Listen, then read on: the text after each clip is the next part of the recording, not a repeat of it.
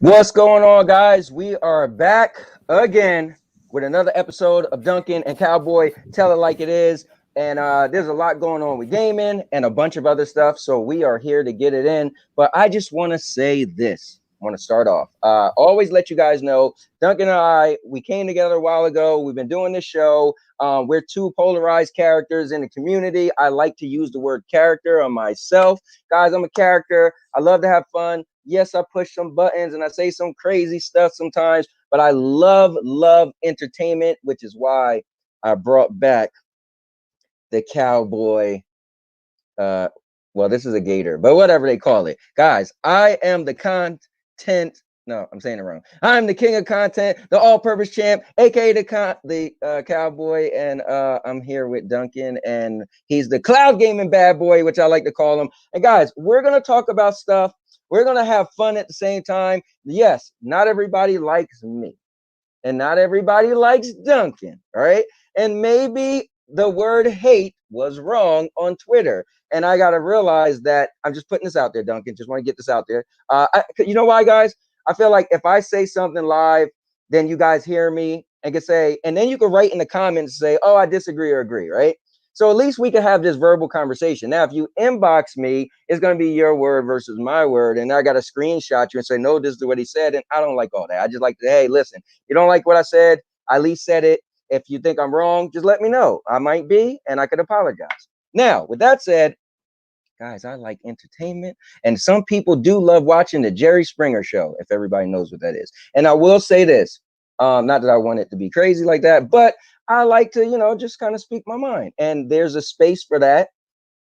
And if you don't like that, then I don't have a problem with anybody not watching content that I create or I'm a part of, but there is a large majority of people who love it.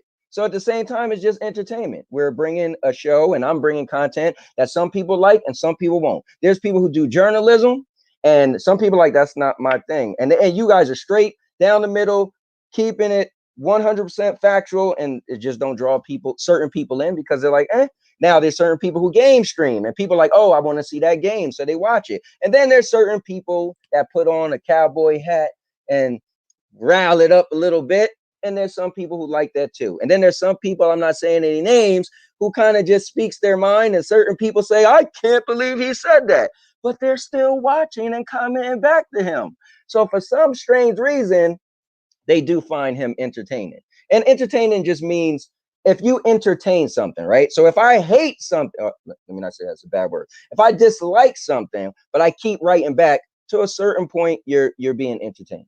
You're entertaining it. All right. Anyway, just want to get that out the way, Duncan. Again, guys, please, if you have not a comment, if you have a question for myself or Duncan, put the word question. That way we could get to it fast. Duncan is way better than me. He just I don't even know how you do it, man. You got like a scanner and you just see everything and be like, oh, let's touch that. But anyway, Bruce is in the building. Ray's in the building. Ray is, I should just skip everything Ray says. Zero's in the building. Mike is in the building. What's up, man? And all right. So Duncan, how are you doing this week, man? Sorry, I just had to get that out. Yes, you got your speech out over and done with. There we go. That's what we like to hear. Yeah, it's been a fun week and some interesting things and some not so interesting things. Yeah. But it's not been a bad week, I don't think, for the greater gaming world out there. Yeah. Is there any gaming news that was your favorite news this week? And what's going on, Codex? Favorite gaming news of the week. If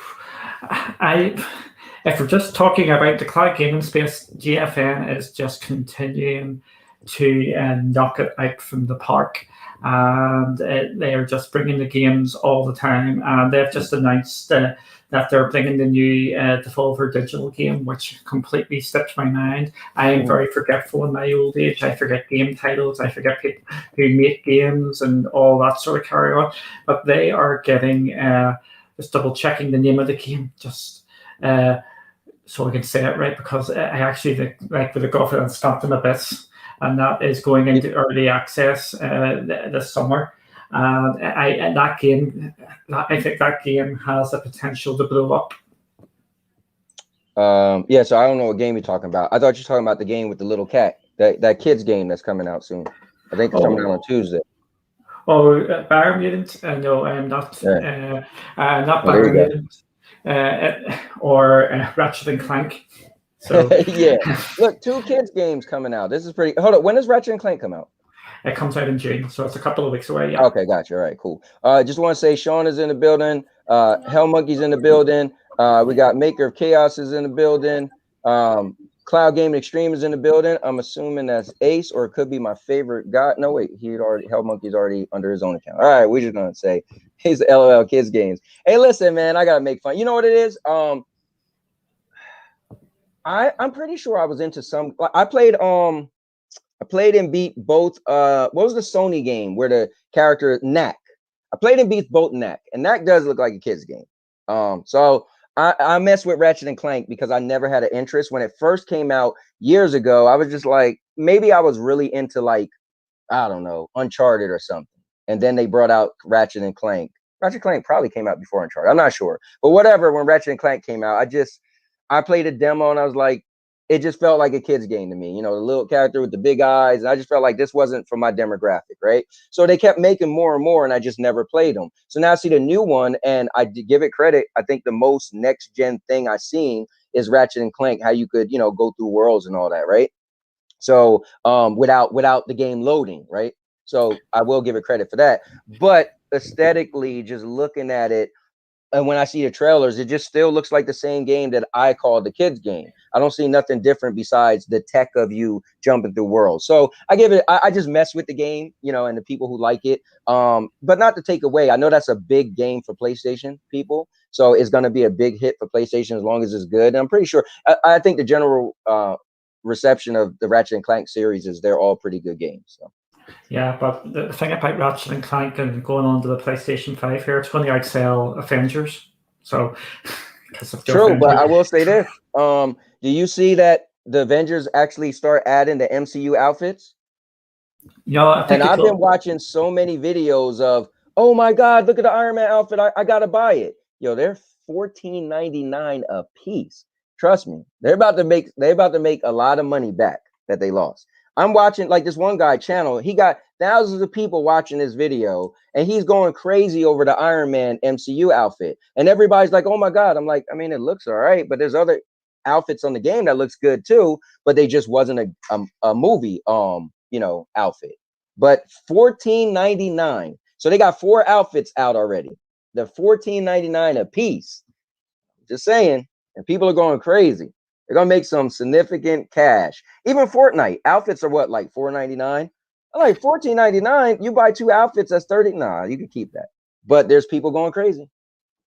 Yeah, the outfits always sell well. That's why Fortnite is one of the biggest, or the amount of money they make in the game is just completely utterly unreal. Now here's the thing: Fortnite's on everything for the most part, right? It's on basically everything. It's really platforms it's not on. Yeah, so think about it. They're making so much money all over. Now Ratchet and Clank is only coming to PlayStation, right? Now Marvel Avengers is on just about everything as well. And those $14.99 outfits, they're gonna make some money, man. They're gonna make some money. They're smart to. So I feel like they didn't put all their aces up front, right? Like, oh, you could have gave us MCU outfits when the game came out, everything, right? But they put the game out. A large majority of people didn't like it. The game was going low. It had lack of content. It had a lot of bugs, right? So they slowly started to fix the bugs. They slowly started to add more content. Like right now, they got the Ren Room event going on, which isn't DLC. It's just an event, right? And the first 2 weeks was a multiplayer event. The last 2 weeks is a solo event. So they're catering to both parties, right? And then they start adding these $14.99 outfits that people are going crazy over. What I'm saying is they didn't get all 4 aces out in the beginning. They kept some stuff back. And the reason why I think that game's going to succeed is because Marvel gave them the rights to all 80 years of Marvel, everything. So they could put X-Men in there. They could, because it's a video game, right? So they could put, so when that game, like, people are already going crazy for Black Panther, which is coming. So imagine the people like, oh, Marvel Avengers. I've seen so many new faces on Marvel Avengers. So I'm just saying, you can talk about it if you want, but that game is coming back. It's coming back.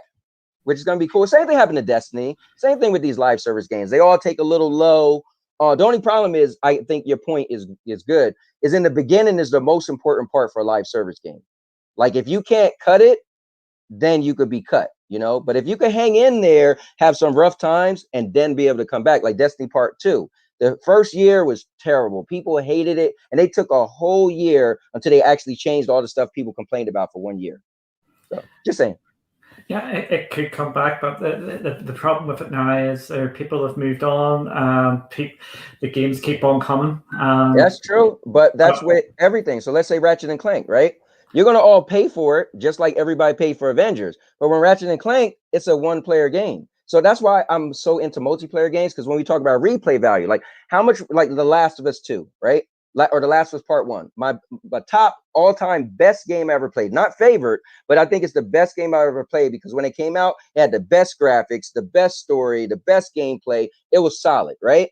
But how many times did I beat it? It's a one-player game. They did have a multiplayer mode, but it wasn't like, you know, your multiplayer mode like PvP or, well, it did have some PvP, but the game that you really come back to, right? So think about it, right? What do you think people are going to be playing 2 years from now? Ratchet and Clank or Marvel Avengers? The Last of Us Part 3. Well, they still, out of those two games, they're going to be playing Marvel Avengers. Just saying. Marvel Avengers, I actually didn't mind the game. I've actually got it on Stadia. Okay. And I have also got it on PlayStation as well. But I haven't looked at it in absolutely ages. I've got too many other games to play at the moment, and for me, there hasn't been a big, massive hook for me to go back and play it as yet. It's Avengers wasn't a bad game, but I think the hype for it just completely. Oh man, it was. The hype was so crazy. Like, it was definitely one of the most hyped games ever. But you think about it, IP of Marvel Avengers, that's huge, right? Like, there's not even, how many other IPs is bigger than the Marvel Avengers besides maybe Star Wars, right? Not saying the game, but saying the IP itself, right?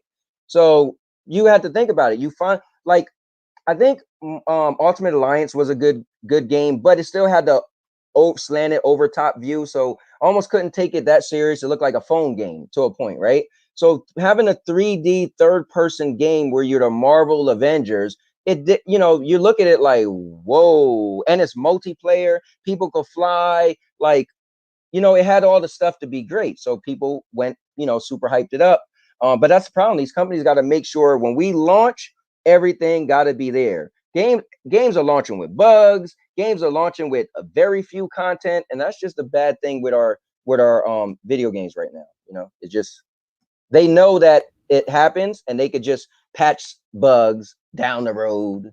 You know, 28 days later, they could you know, add content down the road because they already got your initial money, right? So they made the money. It's crazy. Yeah, but there is definitely an awful trend of this at this moment in time. Yeah. And obviously the big examples are just kind of like Outriders. There's so many different ones at this moment in time. And that has been an absolute disaster with patches and things like that, and the amount of bugs in that. I'm going to say that I am pretty confident in Ratchet and Clank coming out pretty much okay, because they are extremely confident in that, because the previews just dropped a couple of weeks ago, so they wouldn't be out in reviewers' hands if they weren't confident in it. I think the earlier you get the games out, the more confident you are into the reviewers' hands. So some games I do have big question marks over, and I think the Cyberpunk thing and now Outriders, I think it's going to spick a load of people. And then you've got Halo being pushed back last year because of the fallout of the character models and how it was looking. I actually didn't think it was really that bad, but everybody was making a big song and dance about it. You know what it is? Yeah, I think I agree with you, but I think because let's be clear, right? Master Chief, right? Halo is the one of the flagship is the flagship game for Xbox, right? They're pretty much their mascot, kind of, sort of, right? So when everybody's like, oh, Xbox is the most powerful console, 12 teraflops. So the people wanted to see, like, You figure if any game is supposed to look next gen, because that's the whole thing, is next gen. So you want it to look next gen. And then people was doing comparisons of old gen games to that game, and people, some of it looked a little better. So I think that's what the backlash was. And I agree. Like, we're supposed to pull our guns out. That's a bad analogy, but we're supposed to get, these next gen. We want a next gen experience. And to be honest, Ratchet and Clank, now I saw I'm being fair, Ratchet and Clank and the PlayStation 5 controller are the only two next gen things I see besides graphics, right? So if that's if the standard bearer is graphics for next gen, then you can't come out with your Halo, man, and not be people look and be like, that's amazing. I mean, I don't know. Do you agree or disagree? Yes, Halo is their flagship title, but the game I think is going to actually show off the Xbox is the Forza games. The Forza games are just going to look absolutely immense. They're going to be their showpieces. Halo is going to be it's going to be like, I would say, a bit like Horizon, where it is actually going to be held back slightly by the last gen sort of tech, because they're going to have to scale it to meet. So I don't think we're going to see anything next gen in Halo. I think we're just going to be getting it all super duper with all the shiny bits going on Series X, unless they make the ballsy sort of call to say it's going to be next gen only. I don't see them doing that. Yeah, I agree. Think about it this way. It's two sides, right? One, your player base, not everybody jumped over to next gen. Not everybody can even get a console, right? And then two, it's more money to be made if it's both. Why would you slap in the face a large majority of your players who didn't cross over to next gen, and then slap in the face, or slap yourself in the face and not make that money? So business is business. It's a PR thing to make everybody get the game. And then it's a financial gain to make everybody get the game. But unfortunately, for the diehard people that want next gen, like, it's going to allow me to still trash talk, right? So whenever people say like, oh, I got the PlayStation, look at all the games, I'm like, dude, you got like 3 games. You're playing PlayStation 4 games. No, it got the boost and all that. No, that's not a PlayStation 5 game. I want a PlayStation 5 game. To me, is a game that it cannot and will not be also on PlayStation 4, because if it is, then you're giving me a reason not to get a PlayStation 5, right? And so how much different are you going to make the PlayStation 5 version? Look at the Marvel Avengers, right? Oh, it got more things that break in the background. No, right? So, for me, it's for the next gen stuff, it's a 60 FPS. I don't even care about the 4K and the extra shiny things and all the extra explosions and whatnot. It is the 60 FPS, which is becoming basically the standard out there for next gen titles. Right. For me, that is the number one thing. We've got a question in the chat. So, who are you going to crossplay as, Miss Marvel or Catwoman? Definitely Catwoman. The whole tight bodysuit, yeah. Oh no, that's going to give people nightmares, to be absolutely fair. The Hell Monkey is being funny because he watched I'm assuming he's seen the video or read comments. So I've been having some fun with I did an old series called Trash Talk 101, and then I have been having fun lately, right? Making these funny videos. And so I was trash talking or making a rebuttal to somebody, but I call it Trash Talk 101. So I did one for Doc Dark, right? He's an Xbox guy, right? And so a lot of people in his comments was he did a video back and showed my whole video, and people was roasting me, right? And they was saying like, well, if an Xbox fan is an Xbot, right? If a Sony fan is a pony, then he was like, what are they, Stadians? So somebody said, no, he said Stadia Stan. And so that was like the moniker now, the Stadia Stan. So I'm assuming we're going to see that. We're going to be called a Stadia Stan if you're considered a Stadia fanboy. But Stadia stands have been about for about a year now. It's people they've actually been floating about. Oh, you know, it's funny. I never heard that. Yeah, I have. Yes, it's been quite funny.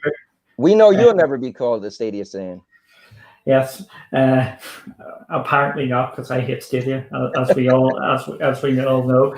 So Duncan, let me ask you a question. All yes. Right. So I gotta ask you because it's fun. Listen, guys, I love entertainment. I love to entertain. Please don't take everything I say serious. Now, I will say this, like Duncan says, when he's making fun of stuff, he says it. I probably don't say it. I'm just putting a smiley face, and maybe I should say it. But listen, if you read too into it, you could always ask me, hey man, what did you mean by that? But anyway, Duncan, so do you think the level of, let me get my words right. I'm not going to use the word hate or dislike, but do you think the level of heat I'm gaining now is getting close to you?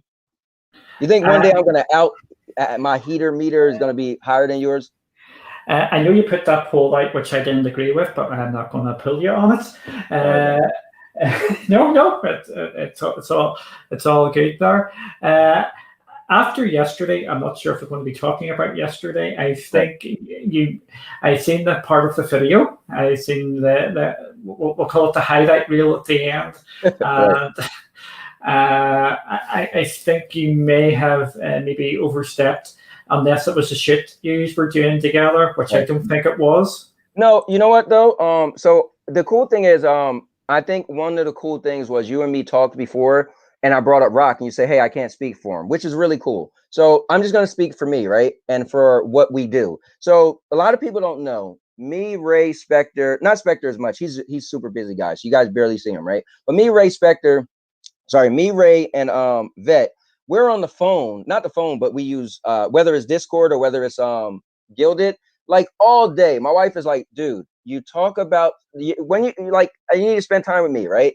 And we give it to each other behind the scenes, right? All the time, right? So here's the only problem is we never met in person, right? So we laugh, we joke, we trash talk each other all day. You see me and Ray, we talk about each other's moms. Like that's what we do, right? And people don't know, but behind the scenes, I mean, we let each other have it. I mean, no holding back. So I came into that video late. So I was actually talking to when he started the video, I was talking to Ray. We was all on a call on Gilded. He's like, hey guys, I'm getting close to my thing. Let me get off. I'm at work. Mind you, I do so much and I'm at work. I'm gonna get fired one day for the SBCN, right? So I'm at work at my desk with my Bluetooth in my ear, writing these guys at my desk, trying to do work. So he jumped off to do his video. I'm still talking to Ray. Ray was like, oh, I think he's having some issues with his sound. I was like, oh, I'm gonna get off the call so I could jump in and support. So when I'm doing work, I jump on. I had no clue how the level of whatever happened. All I know is I jumped in and Ryzak was like, oh, I'm not showing up to your video, right? Or to whatever thing, right? And that's what I see, right? So we just was trash talking each other. I mean, letting each other, like before I jumped in, Vet was telling me how he would run me over with a truck. I'm gonna come to New Jersey and run you over with a truck, right? This is just what we do, right? So I jump in and I'm just still, running. Ryzak, oh, I'm not showing up. I'm not showing up. And then he's like, I'm not playing. If you talk bad about the military, I'm thinking like, oh, I don't even know where. I'm thinking like, what does he even talk about? Whoever said talking bad about the military? So that I didn't understand either. And I was just like, all right, I don't know, right? Because he said, listen, he's the guy that said he's the crazy SOB. Everyone writes crazy SOB of Stadia, right? He said it live on everything, right? From him being a guest on Stadia Source everywhere, right? So all I know is he told me he was going to run me over, and that's the last thing we were talking about, messing with each other, right? So I jump in, oh, I'm not coming. He's like, I'm serious, and I'm like, whatever, man. I put a smiley face. I never said nothing about the military. So some people took that out of context. For those people, I feel bad for you because you're either just blind or whatever, right? Or I have no clue. But I had no clue where he was going with the military. I don't know if before I got on, somebody was messing with him about the military. So that I don't know. All I know is I came in, Ryzak said I'm not showing up. I'm not showing up. And he was like, I'm serious, Anthony. If you keep going, I'm like, what? So I put the smiley face or the cowboy hat. He's like, oh, you think I'm playing with the cowboy hat? So everything I put was short, whatever else I put. So Ray was like, yo, chill or whatever. And I'm thinking like, dude, that's what we do. Chill for what?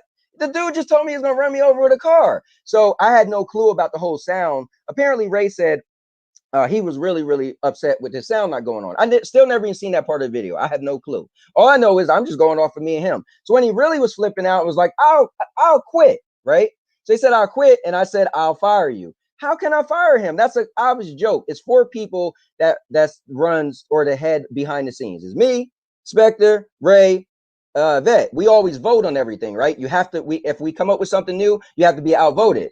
Obviously, that's a clear joke. I'm gonna fire you. So I think that really pissed him off after the fact I seen, right? I'm thinking I'm just, and then Ray was like, yo, chill. And then Cloud Dad was like, calm down. Well, first of all, I'm thinking, well, Cloud Dad has no clue what we do, right? So that's fine for him because the optics is, oh, Anthony's being Anthony or Anthony's being Duncan.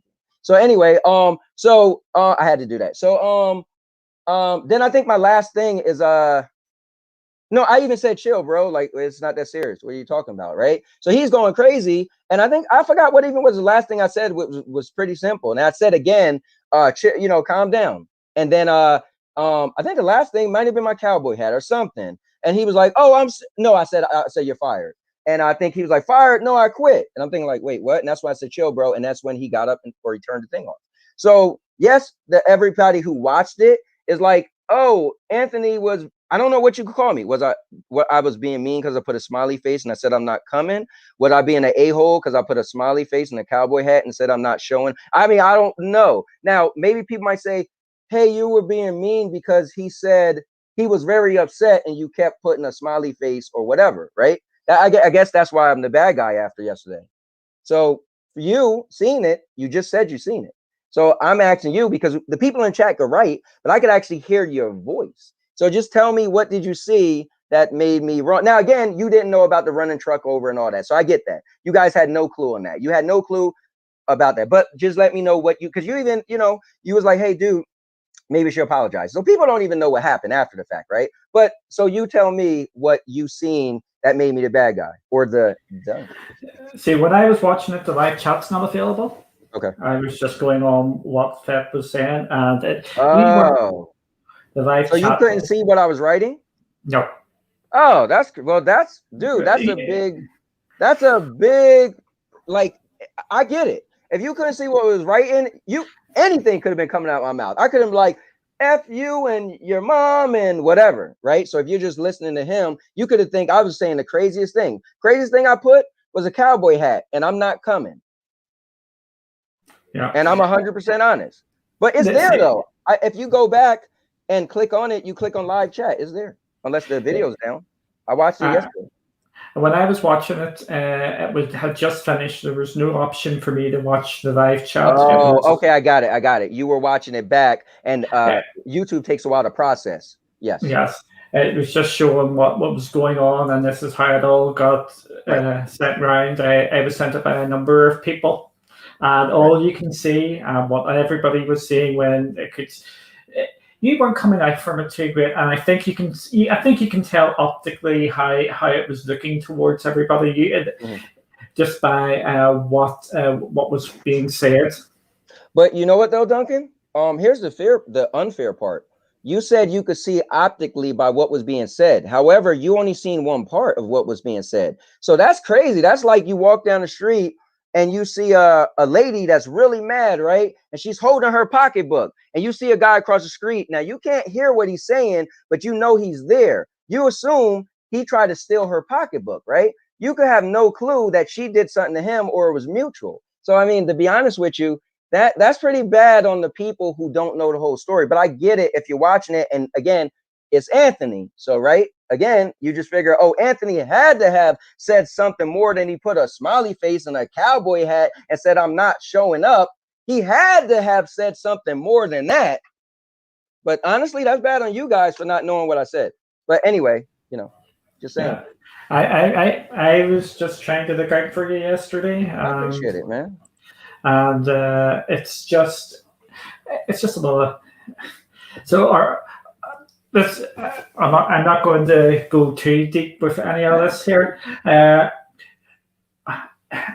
there been a reconciliation? Yeah, before you even wrote me, I already wrote in our chat and just say, hey, look, dude, I didn't know about the whole thing and all that, the sound or whatever. I didn't know he was wind up because when I jumped in, he was just kind of like talking regular. But then Vet does that's his thing. His moniker is he's a crazy guy.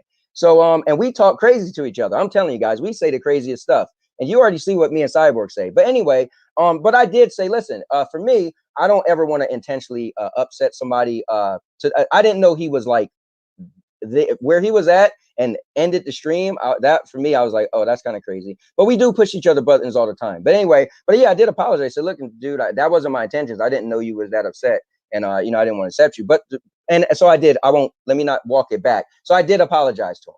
I did apologize. But I will say this: if you read what I said, if you listen, if you seen what happened and then you read what I said, I'm being fair, right? So whether you like it or not, everybody, but to be fair, what I wrote, it kind of didn't warrant what happened, right? Like even the military thing. Like, so when you watched it, you probably thought like, yo, Anthony's talking bad about the military. I guarantee you probably thought that, because when some people was contacting me, or what you did, and I was like, I said this to Ray. I said, I hope people don't think I was talking about the military, because I didn't even know where that went. Again, I didn't watch the whole video, so I don't know if somebody was messing with the military before I got in. But all out of nowhere, he was like, and if you say one bad thing about the military, I was thinking like, first I'm thinking like, is he talking to me or Ryzak? Because Ryzak was on here before me, because I don't know where that's coming from.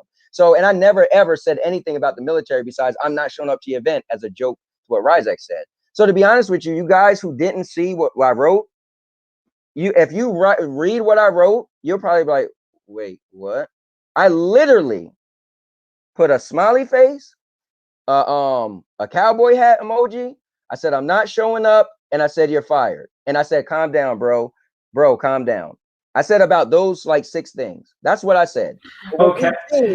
I'm saying I agree with Ray here. I'm just going to take this somewhere slightly different. All right, this is why you need to give everybody a bit of rope at times, just to stand back, because you don't know what is going on at that moment in time. Because people have said stuff to me, and when I haven't been in a good place, and I have just came back sharp to them, I have regretted it at the time.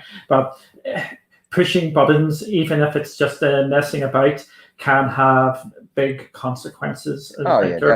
Because you don't know where everybody's mind is at this moment in time. Because someday, 99, by the sounds of things, 99% of the time, what you were doing yesterday would probably have been okay too. You just hit him on a bad day. You've made up and all that. So let's move on.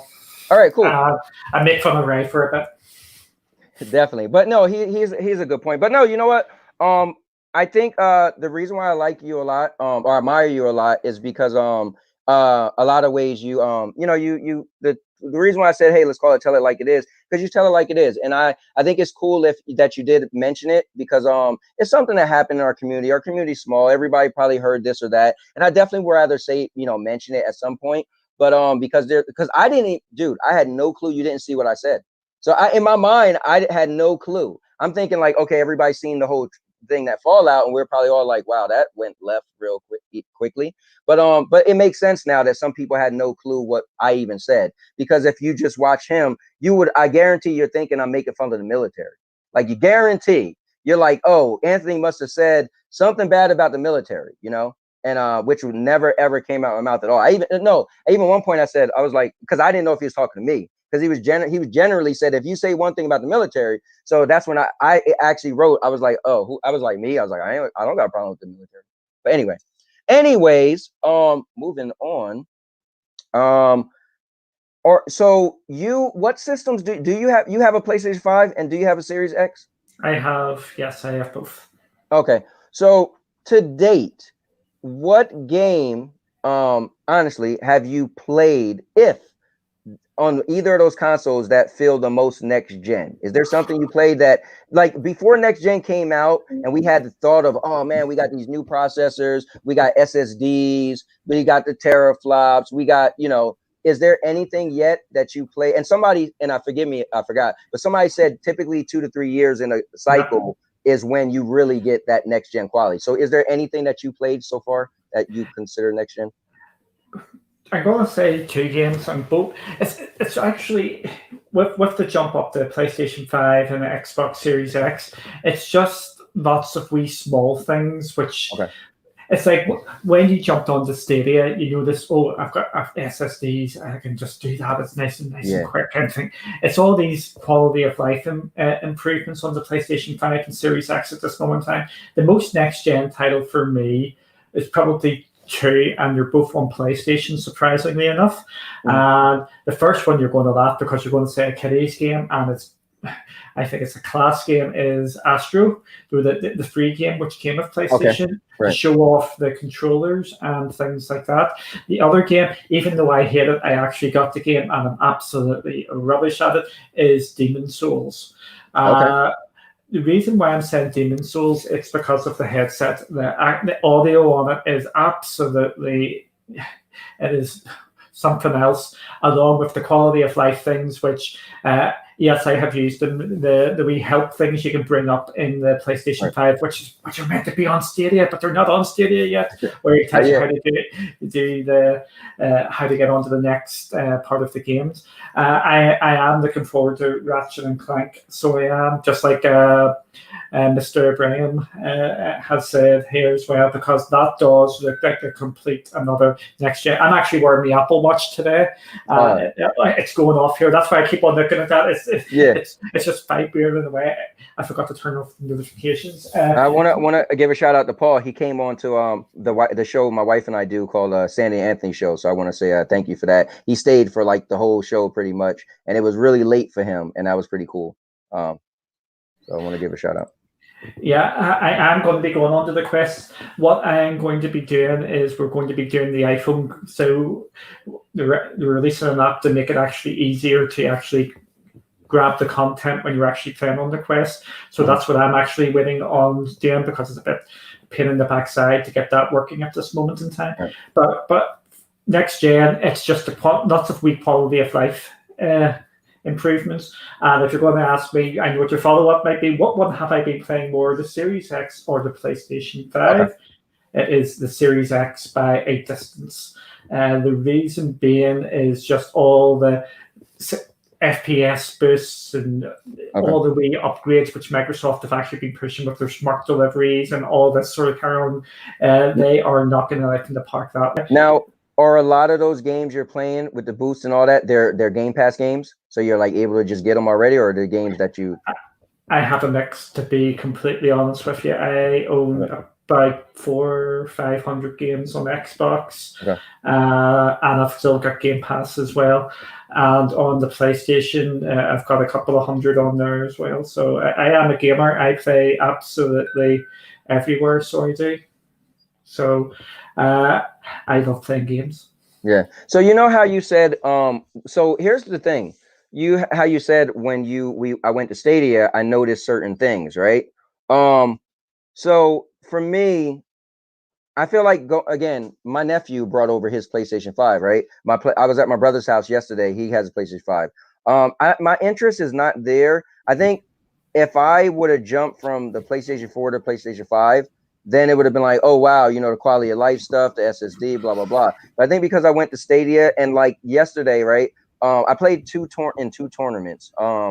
And I didn't know how long I was going to be at my brother's house because it was a surprise birthday party, right? So all I did was take my phone and a controller and my thing I put around my neck. And I was like, if I'm here too long, I'm just going to play both tournaments, Mortal Kombat 11 tournament on Stadia and my Killer Queen Black tournament. So I think stuff like that, until everybody else gets that good, for me, because I always used to complain and like, man, I wish handheld devices had the same game and I didn't have to buy it over, right? That was always an issue. And man, I wish like I didn't have to take my system somewhere, right? So just the stuff I did last night, I prepared myself to play the tournaments on my phone and it would have been the same quality. It's stuff like that I have now that will be hard for me to jump, but I know everybody's getting it. Listen, time isn't going to stand still and everybody is moving in the race. I remember years ago on Stadia, I don't know if it's John Justice or it was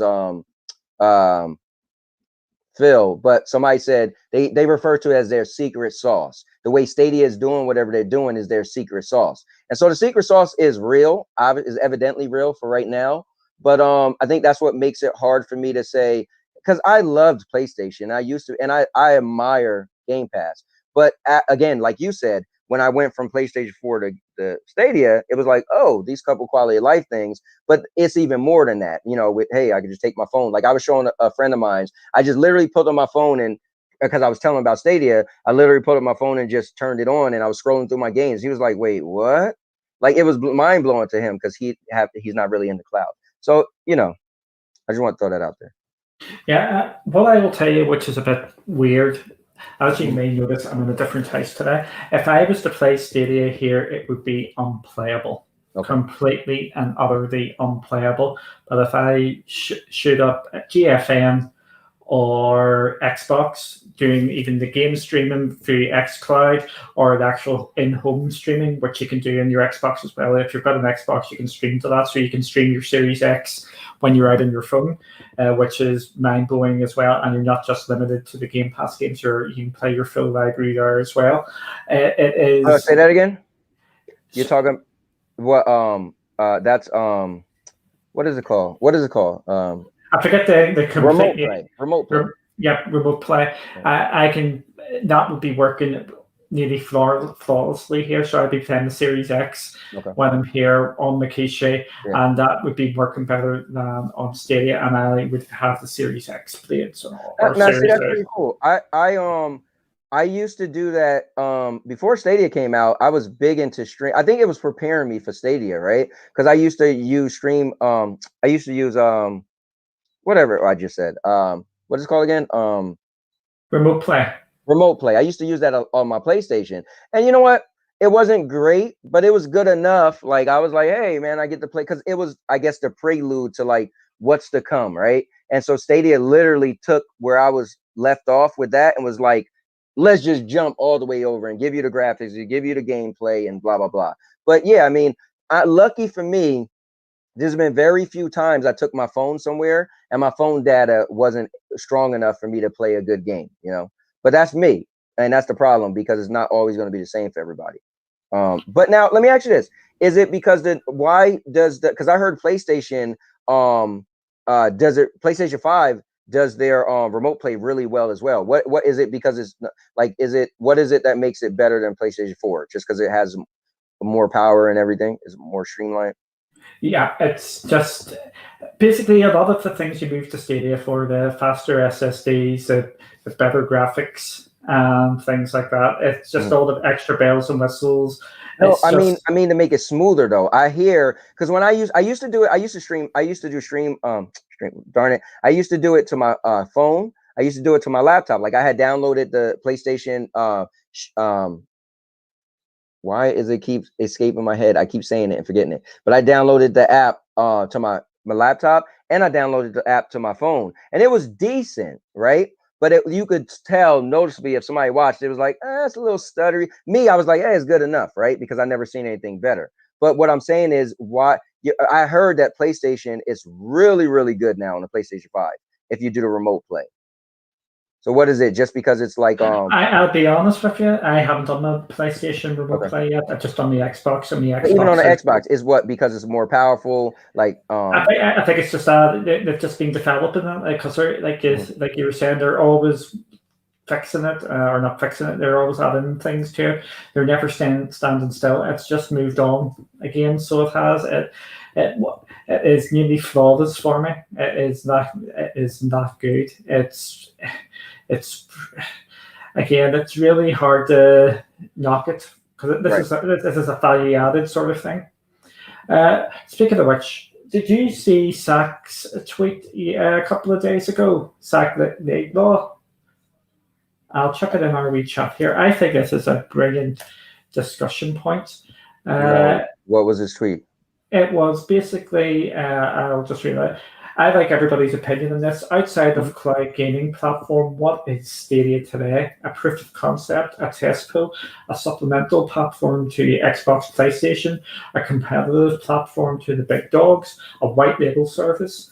Tell me what you think. That was his tweet. I think that was an absolutely brilliant question. What? And it's cool because it's a question to individuals, right? So I'm always looking at things as individuals, right? You're individual, so meaning you might, whatever you're drinking, I might not like, right? You know, you might not wear a cowboy hat, right? You got an Apple Watch and I got a Samsung watch, right? So the question was given to individuals. If you could go through them again, because I'd like to answer. It's basically, what is Stadia to you now? Is it a proof of concept, a test pool, a supplemental platform to Xbox, PlayStation, etc., a competitive platform to the big dogs, a white label service? What do you think? For me, it's competitive. So reason being, I just last weekend I stopped my PlayStation Plus subscription. So I just put no longer renew, no longer auto renew. So I auto renew that forever, right? I stopped auto renewing it because I realized I kept saying like I still play PlayStation, but I just don't. I just don't. I had GameFly Days Gone back in October, and I realized like, dude, I played it like 3 times, maybe 10 minutes each play, and I just wasted $17.99 a month for 7 months. You do the math. That's pretty bad, right? And I realized I'm just not playing it because I'm so into Stadia. So Stadia has become the competition. And I've played video games my entire life. There was never a year in my life that I didn't primarily play video games. I just always been a gamer. And I played pretty much everything. And I own pretty much everything, right? For the most part. And Stadia, and again, I was a die-hard PlayStation guy, like die-hard. But I do love tech. Again, I got a $2,000 folding phone, so I love tech. But I've always complained that I think Destiny helped me with this too. I was so into Destiny that I wish I could play it at work, right? I always wish, like, man, I wish there was, because my old job used to have so much downtime. And I used to be like, dude, if I had a way to play Destiny, and at my office, I was able to close my door. I was like, dude, I could be doing strikes at work, right? But technology had nothing to do. I remember my daughter's boyfriend let me borrow his PSP Vita. He said, oh, you could do you could mirror image it on your Vita, right? It's great. So, but the internet had to be spot on. It was office internet. Even when I tried it at home, I was like, dude, it's good, decent, but I would never try to play a strike or on, against people. So Stadia, literally all those issues, and I wish there was some type of technology. All right, I'll do you one better.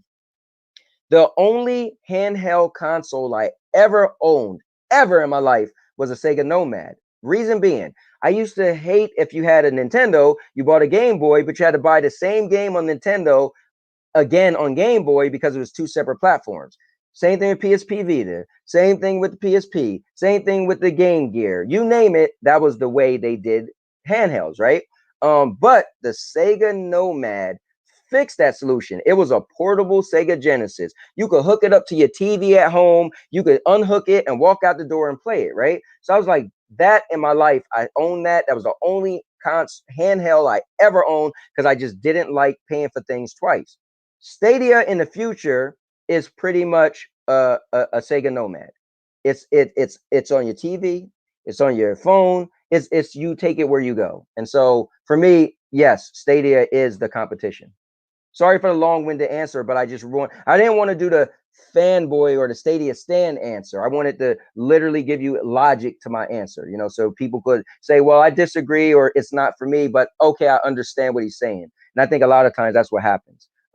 People just take the first thing come out of our mouth and just judge you by it and hold you on it, but they didn't hear your explanation or the breakdown. And again, I always say it. I think that's what always happened to you. I agree with most of the stuff you say once I get a chance to hear your final thought. And people, they don't let you give a chance to give your final thought. They just say, well, Duncan said this was crazy. But if you got to hear the rest of what he had to say, you'd be like, oh, yeah, I kind of agree too.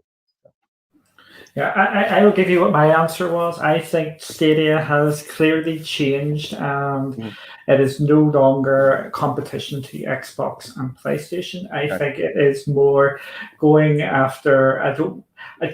When I actually worded my tweet here, I was very careful because I don't like using the word casual because I hate casual and hardcore because you can have a big massive discussion on that. But generally speaking, what we call casual gamers is where I think Stadia is going now, and there is absolutely nothing wrong for me for that.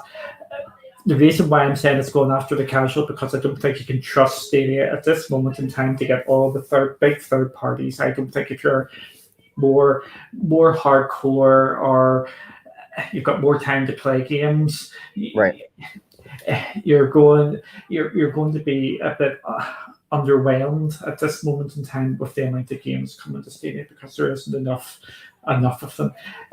Again, this is my opinion. Just like we've had this discussion before, if you've got you're winning in WWE this year, you cannot be sure this is coming to Stadia. Yeah, not yet. Yeah, I don't see it. I didn't see a logo yet. I didn't hear, I didn't see any logos yet. But you just know it's coming to PlayStation and Xbox, right? That's a given, right? Exactly.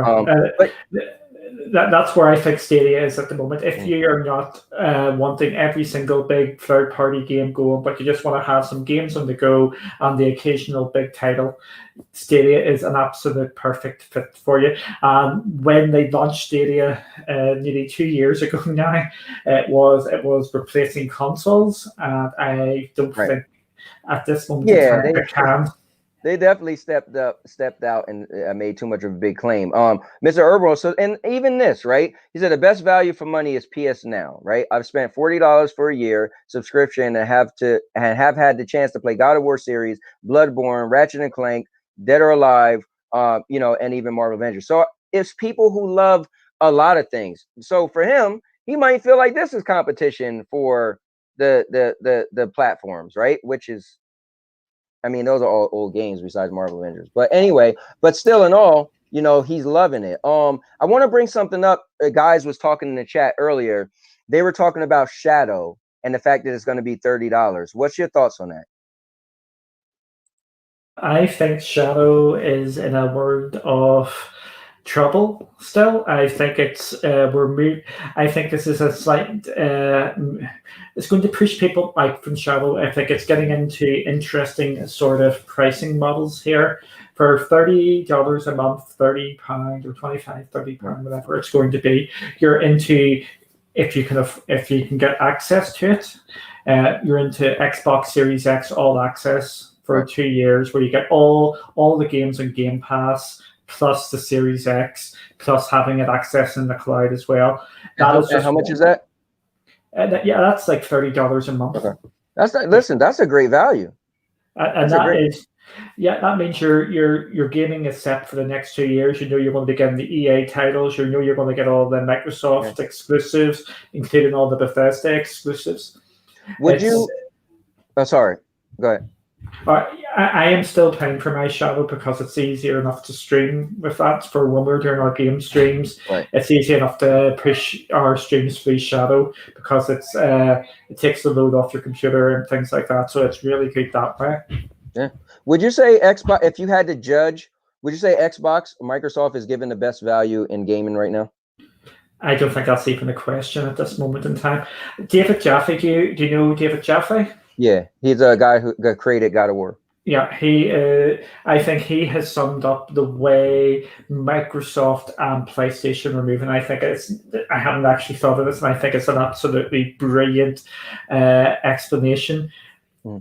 PlayStation 5 is PlayStation. We'll just go. PlayStation is the Apple of the gaming world, where you know what you're getting. You're paying the extra. You're getting the quality. By Microsoft's going the Android approach, where it doesn't have all these bells and whistles. It does offer you something more and better value. So Sony is the more exclusive and higher value sort of one. I think that was an absolutely brilliant way, because you said it yourself. You know what you're getting with the Sony or the PlayStation exclusives. You know they're going to be absolutely phenomenal going out. You know what's crazy? So I want to answer Hell's Monkey thing. But what I'll say is this.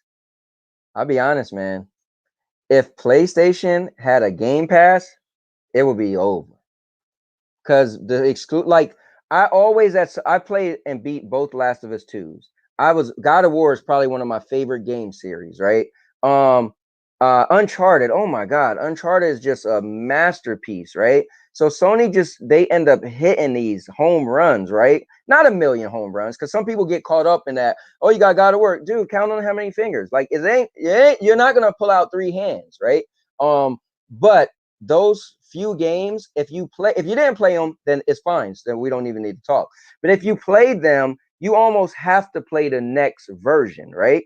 So if Sony, and then if we go to Microsoft, not to knock them, but I'm being clear, Gears of War is cool, and I beat all of them because I'm a completionist. I figure like if I played one, I gotta play them all. So when I had Game Pass, which was cool, I was able to play. I beat the first 2 Gears of War years ago, so I was able to play Judgment Part 4, and part 5, which was cool. I was able to catch up, and part 3. So I was able to catch, and I beat all of them while I had Game Pass, right? But I don't feel like I was missing out. Now, if I never got a chance to play The Last of Us 2, I would have felt like I was missing out. So I think the thing is, if Sony had a type of Game Pass, woo, man. And what are we back to talking about there? Exclusives. Yeah. Unfortunately, when you're talking about Stadia, and it will always come back to exclusives. Sure. This is the crux of the matter, and we've covered this basically every single week. I know, yeah. But with Hell Monkey's point here, I would agree with this as well. When you Eve, this is why I don't like the word supplemental platform when you're talking about Stadia. Okay. Because if you've got a PlayStation 5 or a Series S or an X, it is hard going back to Stadia, because Stadia is showing its age now, and I don't think you can argue with that. Resident Evil came out on Stadia a couple of weeks ago. For a Stadia port, it is an absolutely brilliant Stadia port. If you play that on Series X or PlayStation 5, there is a hell of a noticeable difference. Stadia is in a good enough sort of position at this moment in time. And I know you're going to come back with the hard drive space and things like this. I wasn't even going to bring that up. That's not my argument. That's not my argument. That's not your argument? I'm waiting to just tag in and get my turn to respond. Okay, you go. So I'll say this. I don't really have to say much because I gave you my whole story about me going to my brother's house and taking just my phone and a controller. If you can't give me that, so you could say, yeah, if you have a PS5 or a Series X, Stadia shouldn't even be in the question. It offers nothing extra. If you can't do what Stadia was going to allow me to do, to be able to play in 2 tournaments, not at my house, and be smooth, then that's all I got to say. So when you could tell me you could do that on them, then I'll say, listen, bro, you got it. Sign me up for one of them, but you can't. And that's all. I'm not going to say hard drive space. I'm not going to bring up none of that stuff. I'm just going to simply say a real life thing. Again, now some people may not travel. Some people may not. Some people, my friends. So my friends that I know in that I met in person, right, that live in New Jersey, right, where I live at. They all said, "Oh, you travel all the time. You go places. We play on our TV, and that's fine." But I don't.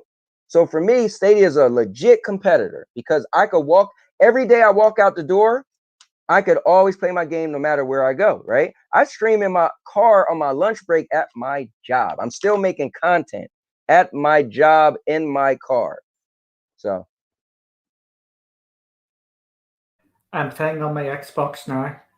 Yeah, I mean, I would like to see how good it runs. You know, let me jump in there real quick, Duncan. You shouldn't have did that because you're talking to the king of content. You know what I also do on my phone? I just said I stream. I make content. Can you play on your phone and stream it to YouTube? Yes, you can if you're doing it through the Xbox Remote app. If you've got your own Xbox, because you can. If you're playing it on your own Xbox, you can, because you can hook it up to Twitch. Oh, really? Yes. You weren't expecting that answer. No, listen. Listen, I've made claims and showed videos. You show me a video, you being able to play with your Xbox in your car. Go ahead. Because what I'm saying is, what was cool with Stadia, I literally pushed it to the test when I went to my mother-in-law's house for Mother's Day, right? So and that's why I wrote that post on Facebook. I just want to see, can another thing do what I did? Play on your phone, use 4G, not 5G, use 4G, and stream to YouTube, right? I'm just curious.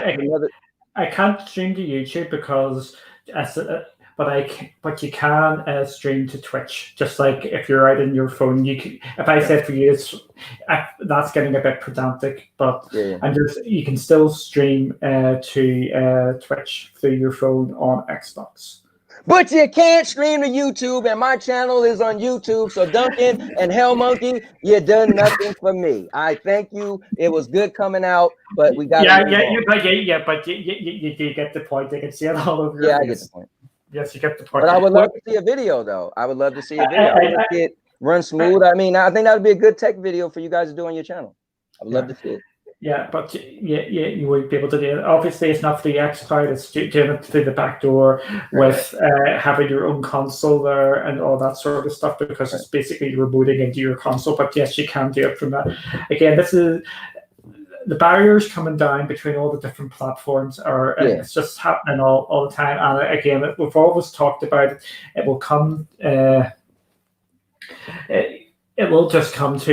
It's going to come. I can't even speak here. Content, just content, content, and content. There we go. Game Tech Planet has already did that video. Oh yeah, well, let me see it, guys. Somebody inbox me. Send it to me.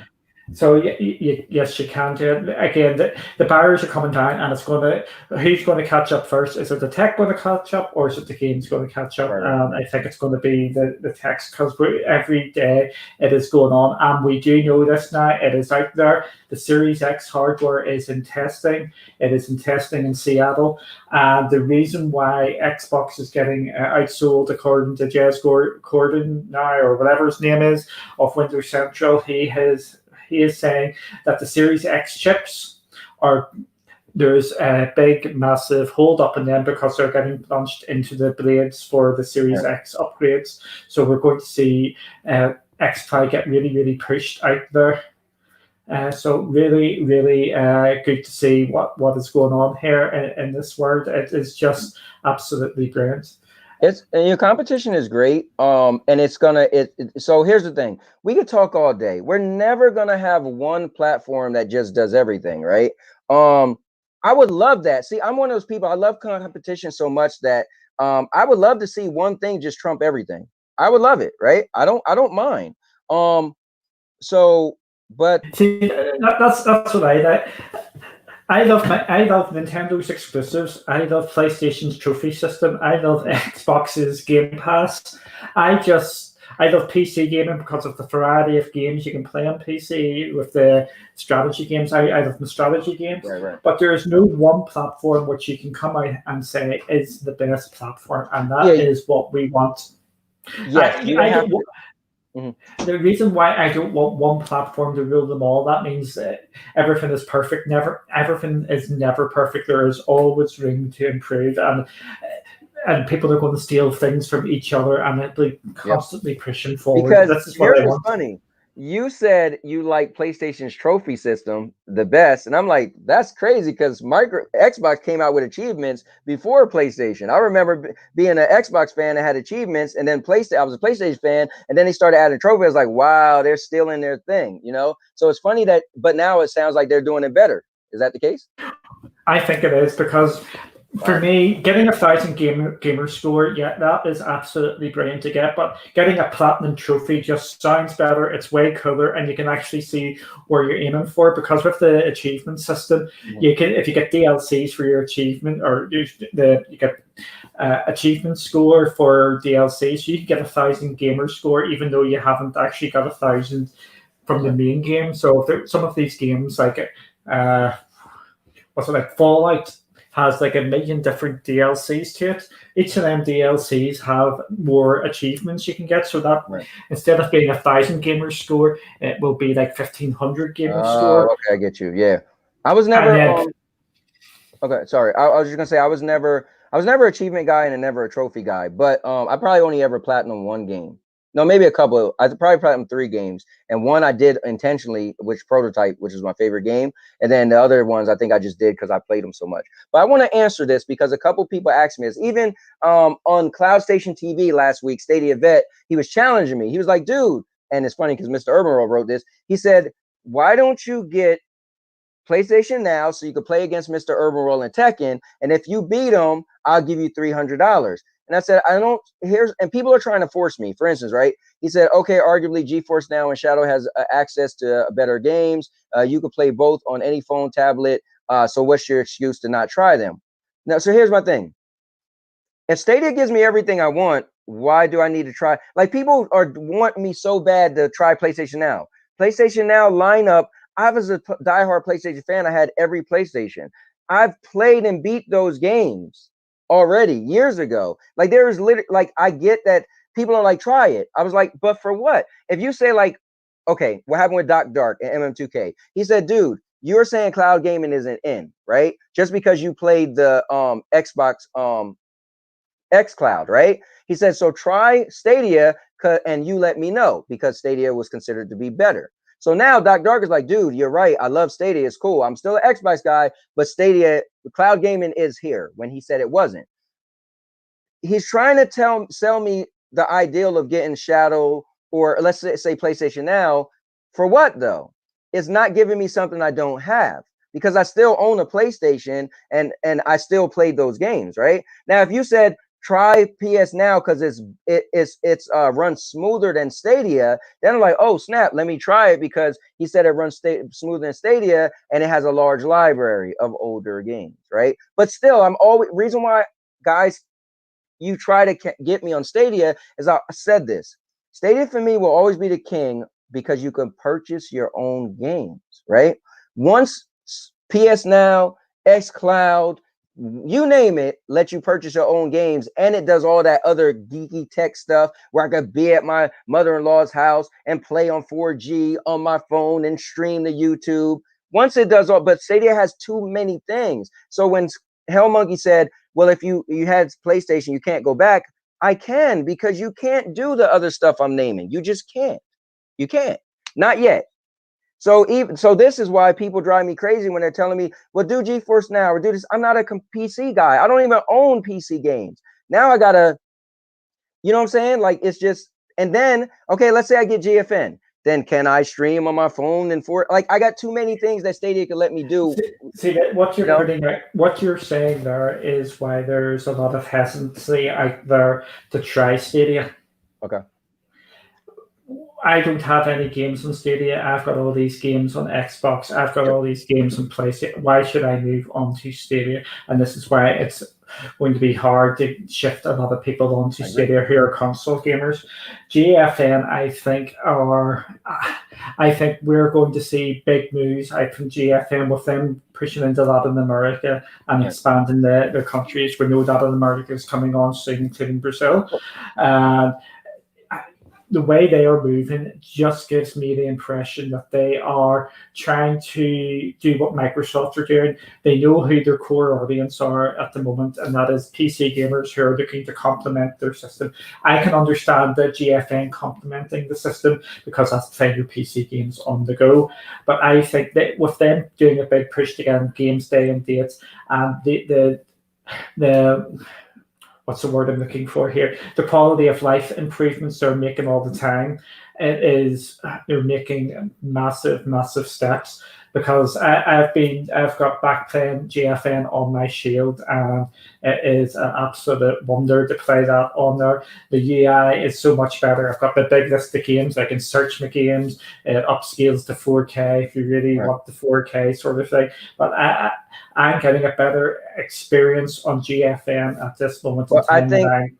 I think it's going to be the same thing though, right? So you're telling me about GFN. I could tell you about Stadia. If we both was console players and there was no Stadia, so now there's Stadia. There's a GFN, right? If you was a PC guy, GFN all day, right? It makes sense. You got a library that now the stuff I want, like I wish I could play all my games in the cloud wherever I want, blah, blah, blah. Then you got GFN. So if you're a PC guy, that's just makes so much sense. But what can you tell me that was a console guy to make me also play GFN? That's the same thing, right?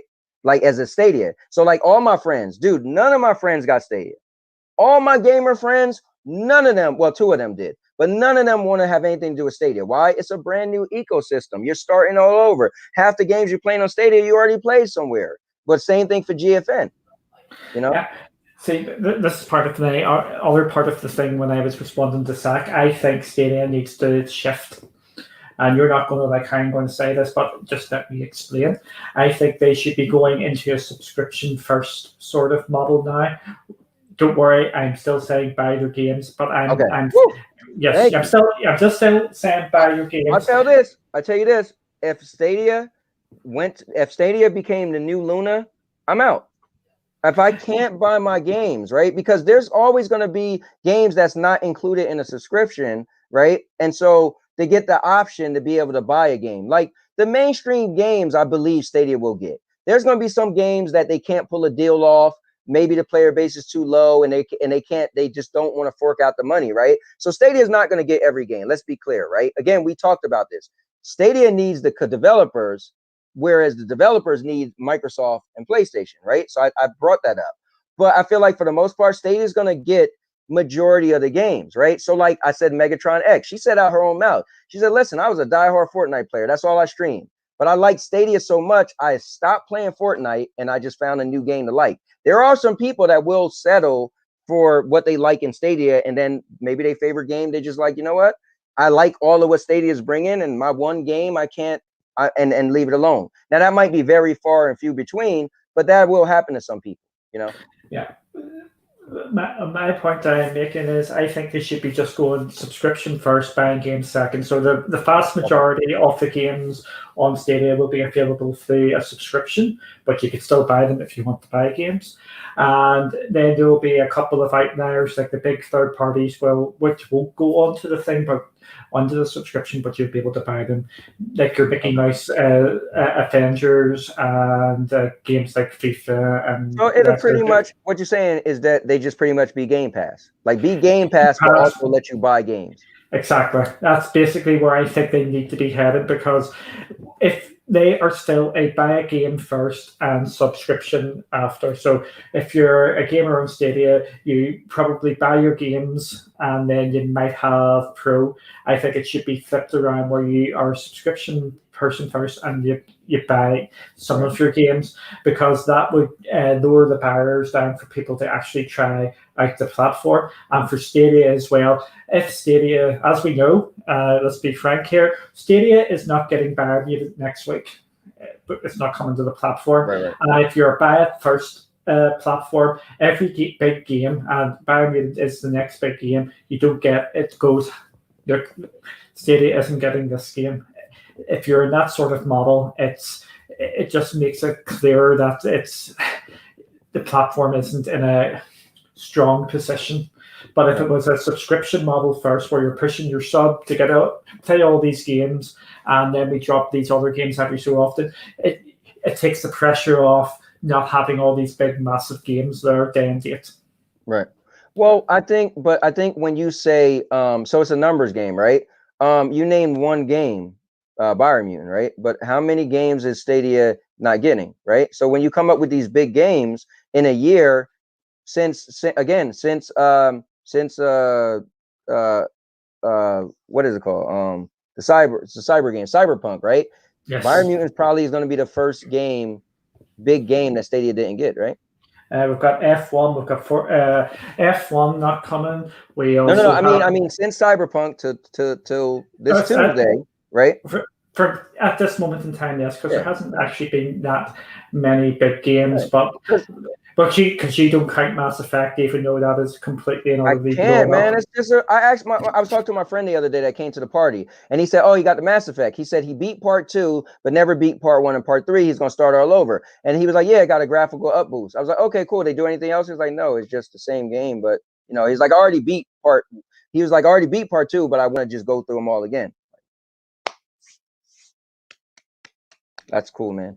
But there's also the up to 60 FPS, which does add things to it as well. Duncan, so here's the cool thing. At the end of the day, we're individuals, so it depends, right? I don't drink, but my wife do. So if my wife want to go to a winery, that's a cool thing for her. For me, I don't drink, so it doesn't matter. I play primarily on my 15.6-inch laptop, right? That has 144 hertz. It's only 1080p. I got a 70-inch 4K TV right there in the living room. I don't play on that, right? So again, it just depends who you're talking to. It's going to sound great to a lot of people. Oh, you get the graphic up boost. When I play Marvel Avengers with the 60 frames per second, 1080p on my laptop, it looks pretty good, man. When I play it on my 4K TV and my son walked in my room, he's like, dude, why it looks so good on here? I was like, man, my laptop is doing what it needs to do. It's so again, but the diehard people who need like the graphics, you're gonna get them. I forgot about a game, and it's a game where a very significant persona in the Stadia community has been crying out for. I just completely slipped my mind. It is a brand new game. If I say Gem Stadia, what game did not come to Stadia this year? He is a big, massive fan of Crash Bandicoot 4. And you're going to say that's a kiddies game, aren't you? Go on, say it. Well, I used to play Crash Bandicoot when it first came. Yeah, Crash Bandicoot is a sellout. That was Sony's mascot. You remember that, right? Yep. Back in the day. Back in the day. That's crazy that now you could get Crash Bandicoot on the Xbox. It's kind of crazy. It is, but that was a big game. And then you've just got an absolute load of these smaller games as well, which haven't been coming. Yeah, but I don't see Crash. For me, Crash Bandicoot isn't a big game. It was a big game to me when it was exclusive.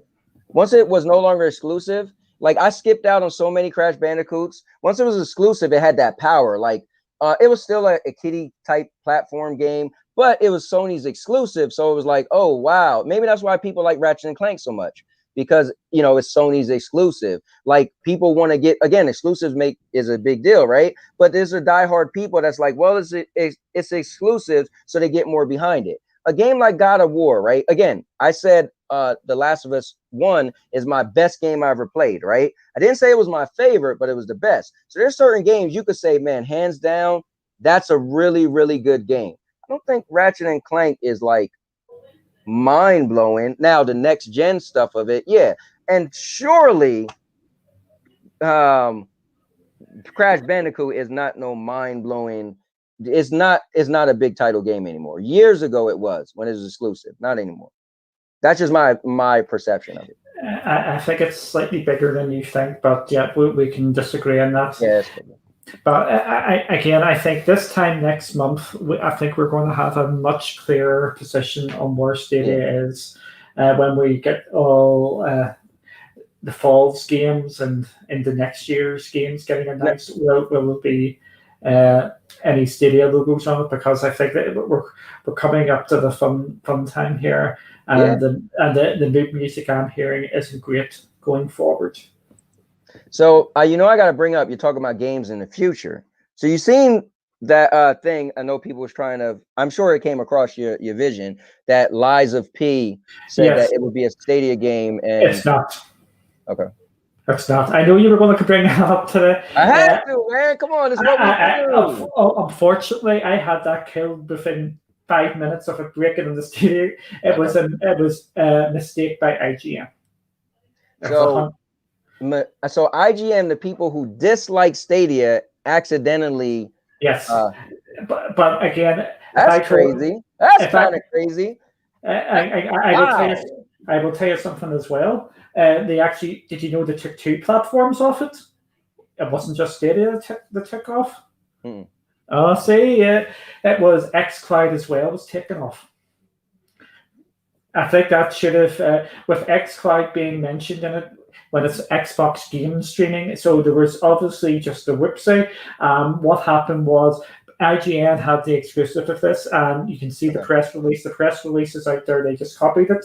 They accidentally put in Stadia and xCloud at the end of it. And then this went all around all the different websites. And then it was retracted within 5 minutes. Let's speculate a little bit, Duncan. IGN, of all places. There's no agenda against Stadia. No, let me hear you out. What I'm saying is differently, right? So what I feel is they heard that it's going to potentially or will be on Stadia and xCloud, right? And so they put it on there, and they was told like, hey, we didn't break that news yet. You can't do that, right? There is news that people know that they can't break. Am I correct?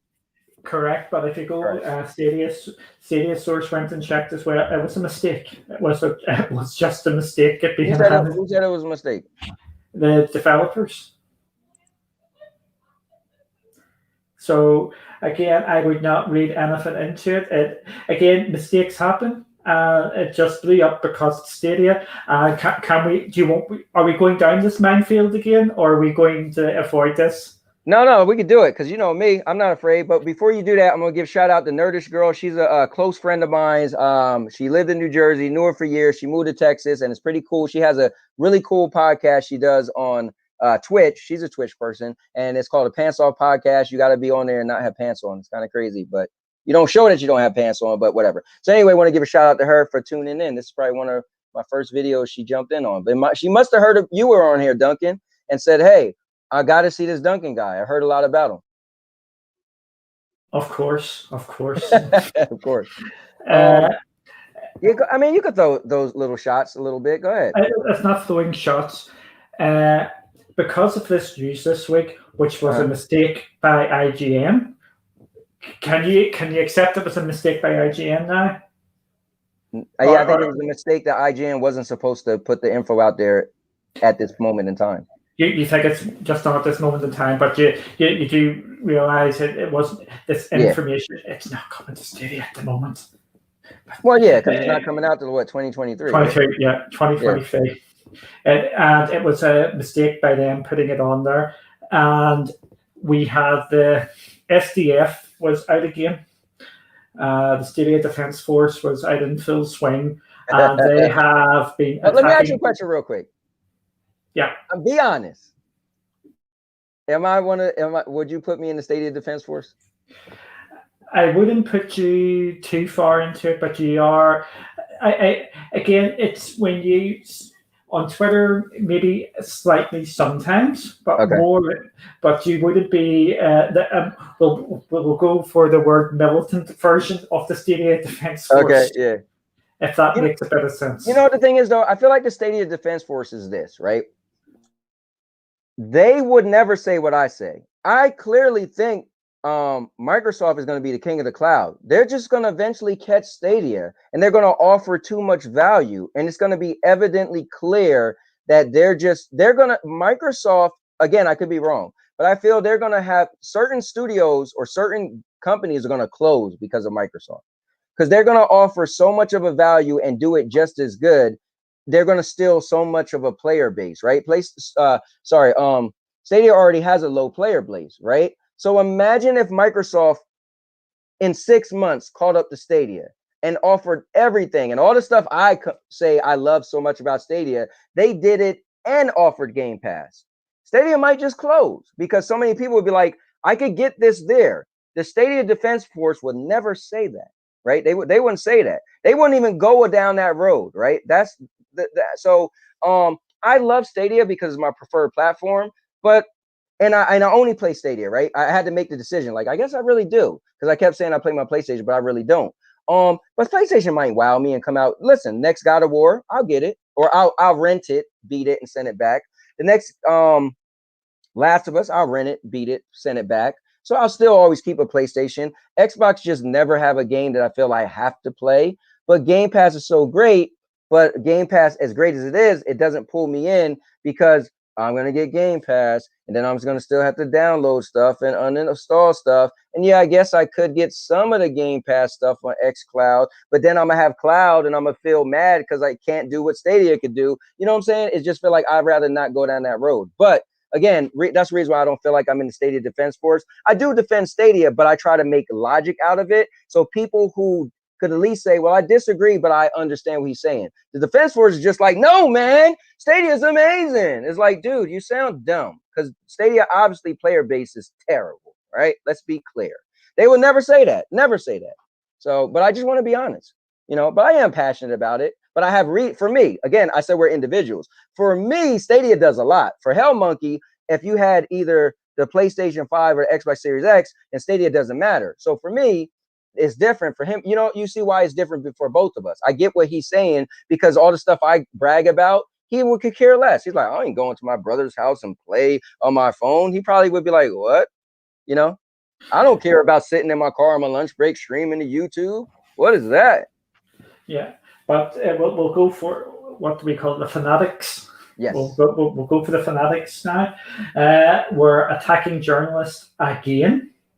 About not mentioning Stadia in the Lies of P, when it was clearly a mistake of IGN putting Stadia into it, and they were calling them liars, Stadia haters, you've got an agenda against Stadia, etc., etc. And do we know what the Stadia's reputation is amongst all these big game sites now? It is the Stadia fans have just the worst in the worst of the worst in the gamer sphere. They're worse than Xbox fans. They're worse than PlayStation fans. They're worse than Nintendo fans. This is Stadia's fans' reputation out there. Let me ask you this. So Stadia's been out for how long? 18 months, right?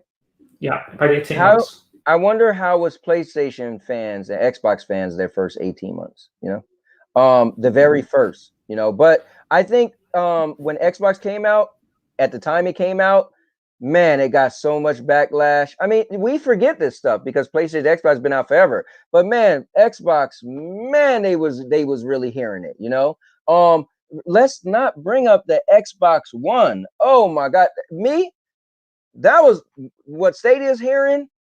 Yeah, it's rough, but the Xbox One, when they came out, said you're going to be able to play you're going to be able to play cable on your Xbox, and people, you're going to have the Connect, and it's going to be able to, and you're not going to be able to trade games. And dude, Stadia haven't touched that level of hate yet, but it seems like it because it's present. But I was there. No, yeah, Stadia hasn't got that level of hate, but I'm talking about the community. Rough. The community out there, that is their reputation, that they are worse than Xbox fans, they are worse than PlayStation fans, they are worse than Nintendo fans because of the nature and the tone of how they're responding to articles about Stadia. No, I was just gonna say, you said that's what people look at them. Who look at them that way? You said the journalists. Okay, yeah, gotcha. They're getting unprecedented levels of hate for mentioning anything Stadia related, basically. And if it doesn't paint Stadia in a good light, they are down their throat. Something shocking. And what these journalists are actually saying, it's on a complete and utterly different level to what Xbox people do or PlayStation. There's just a complete and utter distortion from reality. You know what? And you got to think about it. That is a factual statement.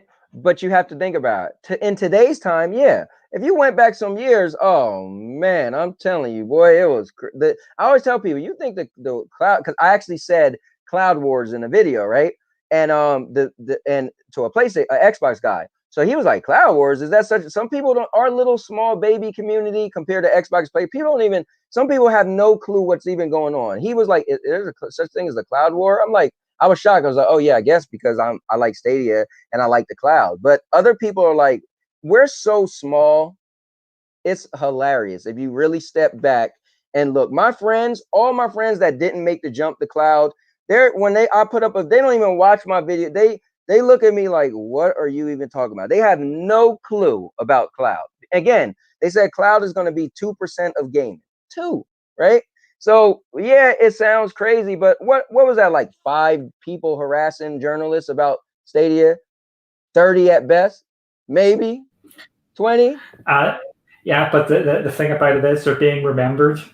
If you're being remembered with the amount of stuff out there, that is not a good place to be. What people don't realize in the Stadia Defense Force stroke the fanatics out there is no agenda out against Stadia. However, because of their actions, they are going to maybe create a reaction, and when they can stick in the knife, they're going to stick in the knife, and they're going to stick it in big style. And I think this is what they need to be careful about, because at this moment in time, it's just not nice to see. So, do you think there's an agenda against Stadia in the gaming media? Yeah, I think some people do have agenda. Now, I'm going to say this to you. Did you see my latest video, my trash talk video, the most recent one? Not yet, no. Okay, you know who Rich from Review Tech is, right? Yeah. Are you talking this video from a couple of weeks ago where he said Stadia is dead? 1 week ago. Yeah. Yeah. Now he has a massive. I looked at. He has 984,000 subscribers. That video has 74,000 views. I watched that video a couple times and I made my video off of that video. He talked about Stadia. It was clever, right? And that's why I said it's the biggest clickbait video. He's a funny guy. He entertains, right? He pushed buttons, but this was what's clever. 74,000 people. Some people might joke and say the Stadia player base isn't that big, right? 74,000 views on that video. The video said Google Stadia is dead. Here's what's clever.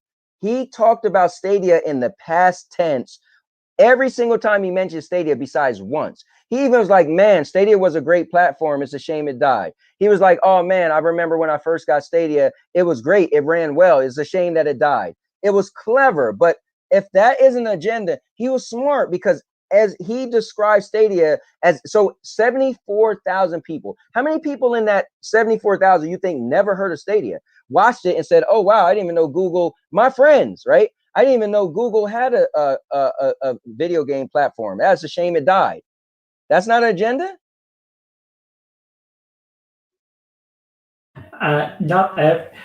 Sorry, I need to rephrase slightly. The vast majority, when I'm talking about journalists, I'm talking about the IGNs and GamesBeat and whatever big gaming website you want to talk about. They do not have an agenda about Stadia.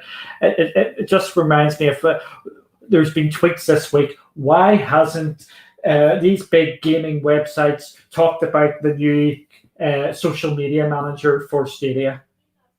Do you think that is news? Yeah, because they would have talked about John Justice leaving. But what? Would they talk? No, it isn't news. Would they talk about the Xbox getting a new social community or new social media manager? No. Here's the thing, though. Here's what you're doing, right? It's not news. If they report on a big key figure being leaving? Yes, they did. I think the thing is that I think what you're overlooking is IGN and these other companies. They've definitely, when Stadia have had it rough, right? They definitely brought it up. They know it's a newer platform. So here's the thing. Let's not be privy to the knowledge that these companies could help make or break, right? So like it's news. People go to news. That's why my treadmill video is has the most views on my channel, right? People like to watch something to get someone else's take on it, right? So let's not act like that's not a thing. If IGN is massive, so if IGN says, hey, Stadia did something wrong, I'm going to make a thing says they're dying or they're failing or whatever, right? A large people, and especially in the hate community, large people are going to watch that video, right? A newer platform, yes. Would somebody care about Xbox Community Manager? No, they're not a newer platform. It would help and do justice and would be newsworthy. Hold on. It would be newsworthy to cover a new somebody taking a new position, because if you painted that this was bad and this didn't work out, it would make sense because it's new. Now, years down the line, who cares, right? But say it's a new platform, so it makes sense to cover it's being built from the ground up. These are the instrumental people. That's just my take. No, I forget her name. I think it's just to get this out here. I've said this in every time I've mentioned about her. I think it's a really good get for Stadia because she came over from Pokemon. Right. Did we hear who has replaced her Pokemon? No, because Pokemon been out for how long? I was watching Pokemon in 1998. I remember I was in Job Corps when Pokemon came to the US, and that was a long time ago, but it was cool. I was probably watching it before my friends. It isn't up to the gaming media to promote Stadia. But you see what I'm saying, though, correct? Like it's a new platform. So it's a baby platform getting off the ground, and if what you're saying is it makes sense for them to cover like SG&E closing, but it wouldn't make sense for somebody being a team lead. I see what you're saying. Yeah. Yes, it's basically this isn't this new appointment wouldn't even be on their radar at all because it is that. You know why? Because it's called news. If you look at the 10 o'clock news come on tonight, I guarantee if you sit down and write Good story, bad story. How much stories what do you think is going to outweigh? Yes, it'll be the more negative sort of stories. All right. But Listen. When Stadia has had a big title come to the platform, has it got mentioned on IGN, Game, or all these different games websites? Absolutely, it has. When Because FIFA launched, they had to. Because then if because they didn't, you know why? Because that was out in the media, right? So if Resident Evil came out and nobody said nothing, it would be clear, like, oh, that must be agenda. They'd be like, okay, yeah, we have to say that's something. the whole point. That is the whole point. This is why they do not cover everything on Stadia. Like they don't cover everything on Xbox, and they don't cover everything on Switch. Because Stadia and Xbox isn't the same, Duncan. You're trying to make no, Ferrari I'm not. be a Civic. Listen to what I just said. They do not mention every single game that comes to Xbox. They don't mention every game that comes to PlayStation. They don't mention every game that comes to Switch. They only mention the key titles and the big name games or something, big stories. It is about getting clicks at the end of the day because that's how they.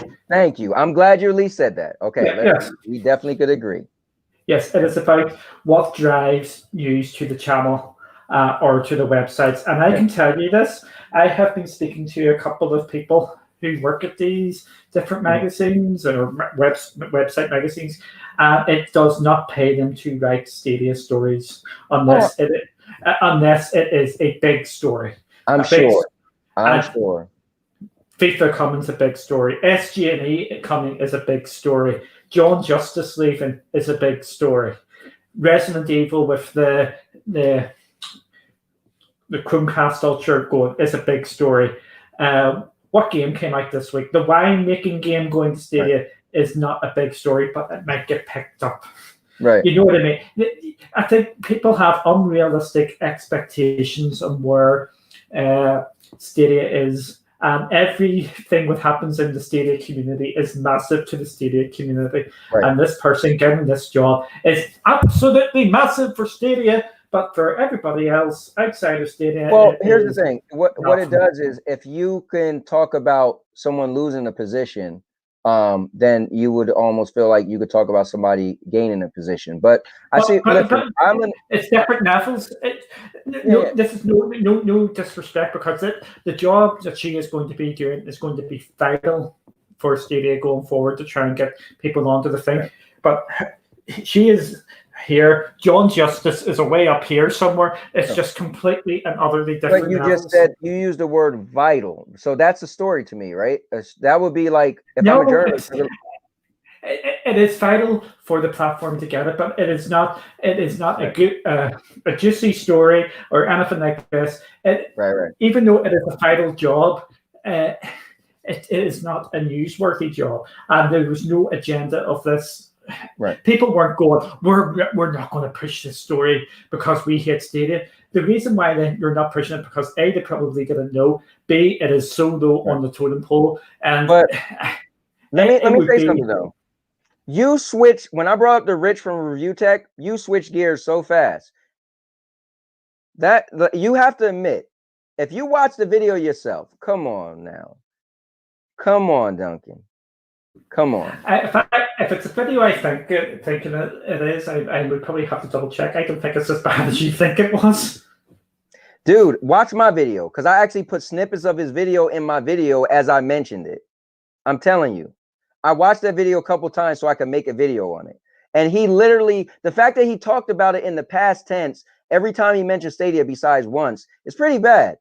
Because he's literally said, he's talking as if Stadia was gone, like it's no longer, like it ended. So his 74,000 viewers that watch that, the large majority that probably have no clue that there was a such thing called Stadia, they're going to be like, oh, wow, that's crazy. I didn't even know Google had a thing that died. So they're just going to, so Stadia died. Stadia is no longer. So how is that? I did watch the Young A one. I thought that was actually quite entertaining, to be absolutely fair. You know what? I don't know him too well. Like, I hear people mention his name, but I've never seen many of. I don't think I've ever seen a full video of his. I don't know him that well. Believe it or not, he has this absolutely awful reputation in the Stadia community. Yes, I think what we need to be careful here. These are YouTube people. These aren't news outlets. This is people giving their opinions. Can I say something? I'm glad you said that. Honestly, man, I could just say it right now. It's what 15 people watching this moment. I'm a YouTube person. I just want to say that. Guys, I like to make content, but I like to stir it up a little bit. I'm a wrestling fan. I say that all the time. Dude, I'm a wrestling fan. I wear a mother effing cowboy hat.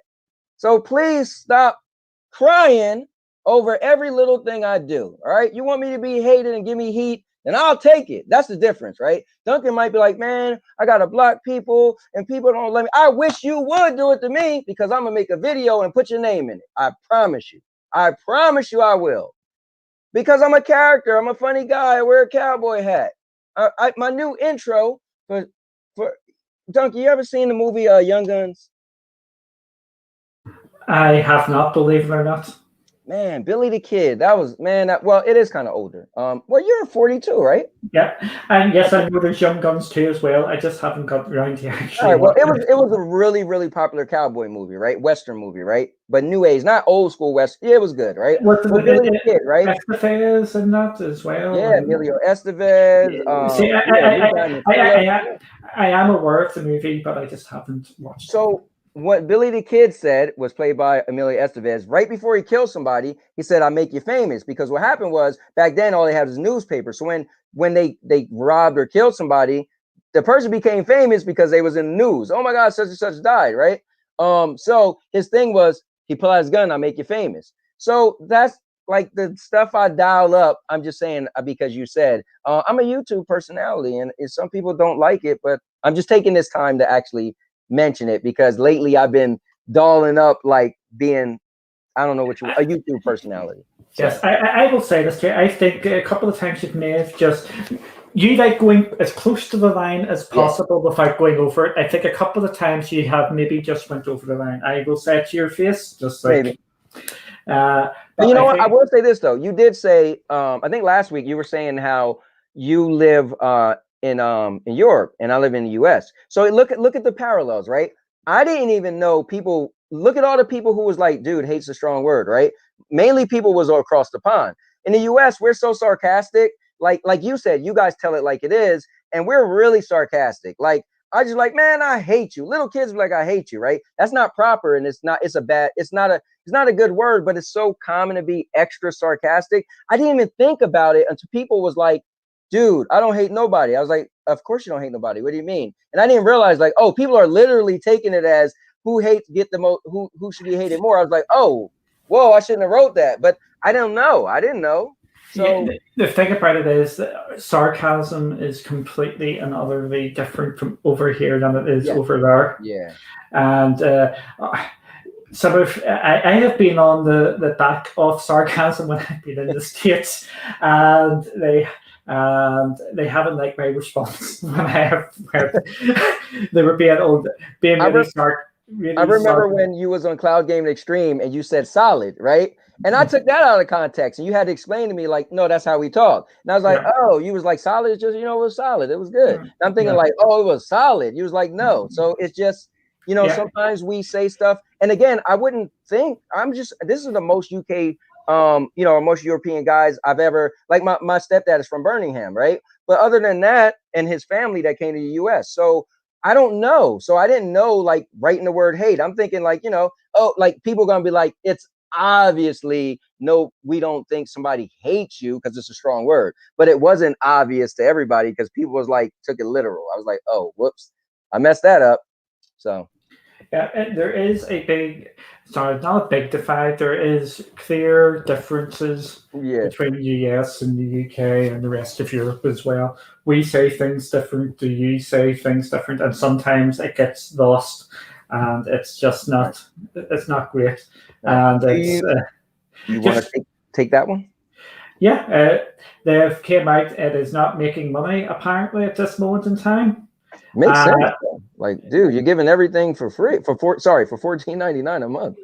but I don't think it's costing them too much either. They're in what's it, user acquisition sort of position at the moment. How much did they make last quarter, or was it 2 quarters? 7.5 billion they have made at Xbox. So I don't think it's hurting them too bad at this moment in time. Yeah, I hear you on that, but you got to think they bought what 23 or 25 studios. They paid you just said 7 something billion. They paid 7 something billion for Bethesda. So I mean, I get where the graphics are saying, because at the end of the day, it takes money to make money. But if you're spending so much money, at some point you have to say, okay, let's stop spending so much money so we can make money back. Now, real quick, somebody once said what Xbox Game Pass is going to do is they're going to be like YouTube. YouTube give you so much content, but now that's what they do, right? So if you stop and slow down, then now you're not creating that value, because people always want something new. They want new. They want more. They want more. They want more. It's like, dude, I gave you so much. You can't even play all the games I gave you, but that's not how people mind works. They want you to continue at the level that you've been giving. So that might, and then all it takes is PlayStation to come up with something and that's kind of, Oh, okay. I will dive into this about how they're going to continue the content and things like that. Yeah. This is why they bought all the studios. They're still after more studios. They're going to probably get more studios.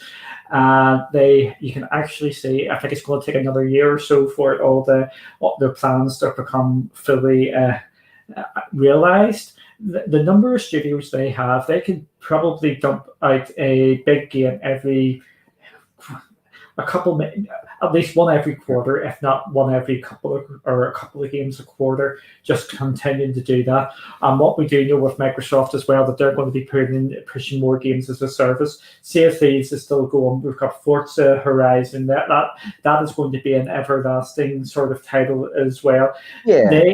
That is how they're going to sustain it. They're going to be doing a lot of gas games, and they're going to be doing these other single person sort of games as well. Just to have people on the hook. Only thing I worry about is the gaming community can be real harsh, and Xbox is, so before there was a Stadia, again, everybody get on Stadia, but Xbox got it pretty rough in the last gen. We could be clear, right? Like PlayStation was looking good. So what I worry about with Xbox is, forget the Stadia people, all the Sony people that want to see Xbox fail. My fear is they bought all these studios, and once they start putting out games, those games going to be on a microscope. And we seen what happened to Crucible, right? That was made by Amazon Games. So if these games start coming out and they're not good, like, don't let them put out a game and it be an Outcaster, right? That when people was like, oh my God, look at Outcast, I was like, man, I should just see, that's the Defense Force or Outcasters. I was like, Outcasters? What? This chill? Yeah, I could go on and on. Here's the thing: we must be being on the same path here. I was criticised with my views on Outcasters. I seen it, not happy with it, and I came out and I said this game is just going to go up and down really quickly there, and it unfortunately played out. The amount of hype towards that game was completely another. So I'm going to say a non-Stadia Defense Force thing. Let's be fair, Duncan. People was playing that game just because it was only on Stadia. People were playing it and acting like they loved it. And I was like, thinking to myself, some people, I'm like, that ain't even your type of game. You're getting way extra hype for this game because it's just a Stadia exclusive game. Like, no, stop, cut it out, man, cut it out. Also, Paul, yeah, and my stepdad said people from Birmingham, that area, the nicest people. He's like, everybody love everybody. You can have white people, black people, you name it. He said, and he's like the nicest guy I ever met in my life. So, that just want to say that, give a shout out to where you live at. Even though I think Duncan was talking bad about where you live at. But. Yeah, no one likes anybody from Birmingham, to be fair. With Outcasters, for me, it was solidly made. I could see it was solidly. You could see there was a lot of love and put into it. You could see that they had a lot of thought into it. It just bored the life out from me. I'm going to tell you, I've jumped into Outcasters now and again, and I can actually hold my own in Outcasters reasonably. I'm not saying the best, but I'm not. Right. And this is against people who are playing it all the time, and I'm going, this game is I just didn't really like it. I think it was trying to be too clever. It was meant to be a casual game, but with the flipping bending of the shots, it was just trying to be absolute too clever and too niche, and or not niche is probably wrong, too maybe hardcore for the audience it was really meant to be going for.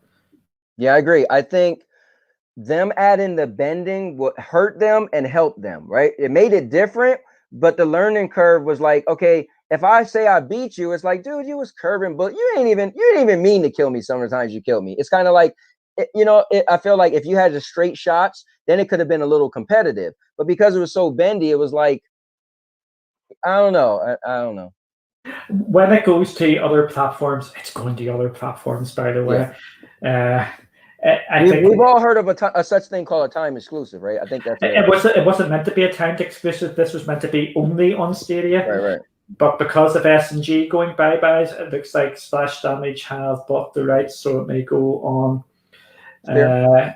I think if that goes cross-platform, which I think it's nailed on, basically to go on the other platforms, and if it brings cross-player and multiplayer, it could breathe new life into Outcasters, just like I'm hoping with Bomberman 64, which can we get the fake news out there, which didn't have like 2 or 3 million people playing on Stadia.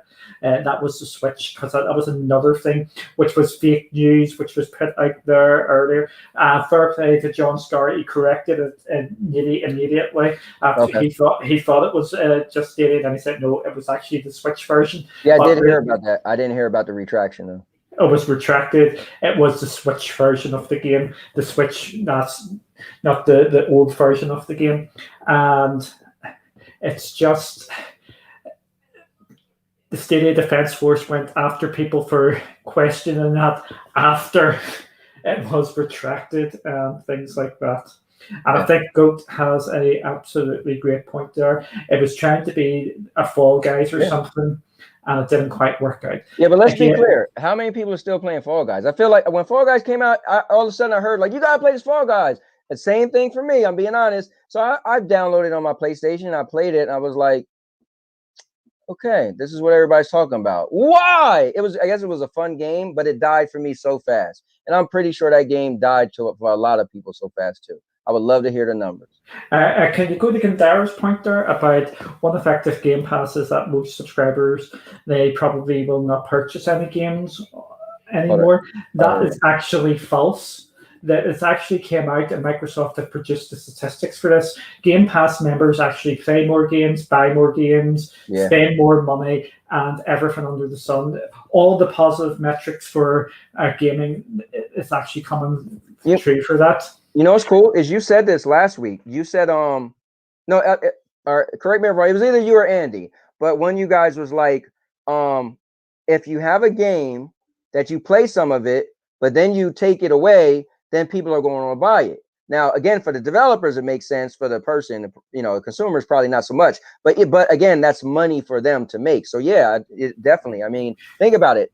There's certain games I guarantee people purchase that they would have never have, but because of Game Pass, they was like, "Oh, what's this game?" And they was like, "Dude, this game is fun." And it was like, "Oh, it's gonna end in a couple." Same thing with Marvel Avengers. They're smart. Listen, Sony is smart. They put Marvel Avengers on PlayStation Now until July 5th, right? You know what's coming soon is Black Panther. So what you do, you put it on the service, let people get to play it included for free, whatever you want to call it, for a subscription. Like, you know what, Marvel Avengers isn't that bad. I never wanted to play it, but I was interested, but now I get to play it. And then you take it away and be like, Marvel Avengers was good, but I'm not sure if I want to buy it. And Black Panther and Spider-Man's coming. Oh, damn, I guess I got to buy it now.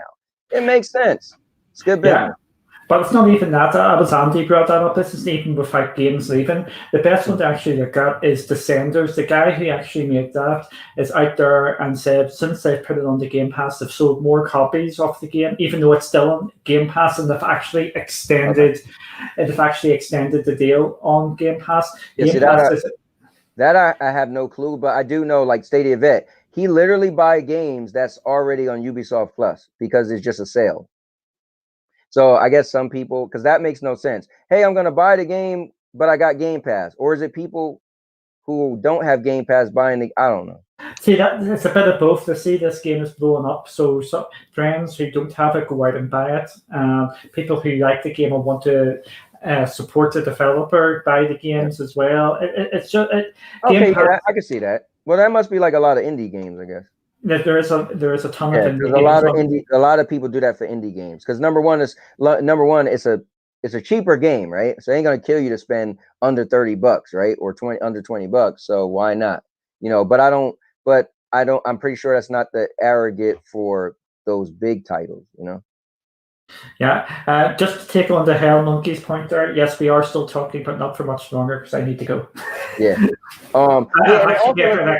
We were thinking about doing it once every 2 weeks, right?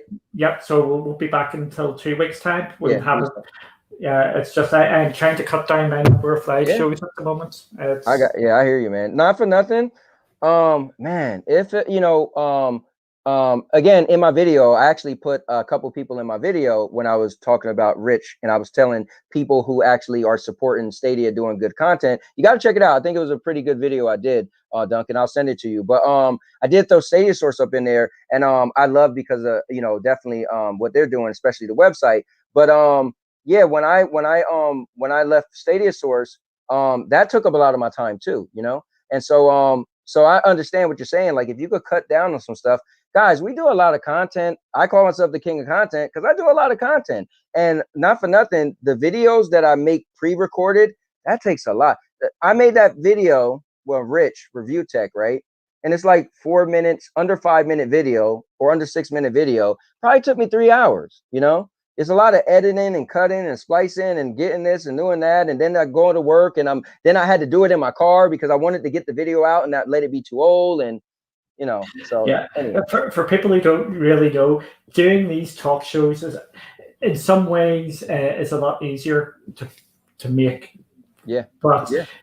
But it takes over your life doing these because if you're doing the editing of the videos and doing your pre-records, you actually get more time to actually spend on it and actually play games and stuff. So that's what our plan over at Cloudy is at this moment in time. Is we're cutting down our live streams and just so we can get more content out there and get more games out there. Yeah, I saw when you was talking about that, and it makes a lot of sense, man. And we do got a life too. Like today, my wife wanted to go to the flea market, but I was like, well, me and Duncan is gonna do our show at 11. So typically the flea market is good to go early, but you don't want to go after 1. Well, it's 1 o'clock right now, so so I was like, well, maybe we'll go tomorrow. And yeah, man, people don't realize we do a lot of content, and we do it because I enjoy it. I do it because I'm a character. I always wanted to be a talk show host. If you guys didn't know, like once upon a time, I actually applied to be on the Oprah network, submitted a video and everything. So this is the closest thing and I got creative control.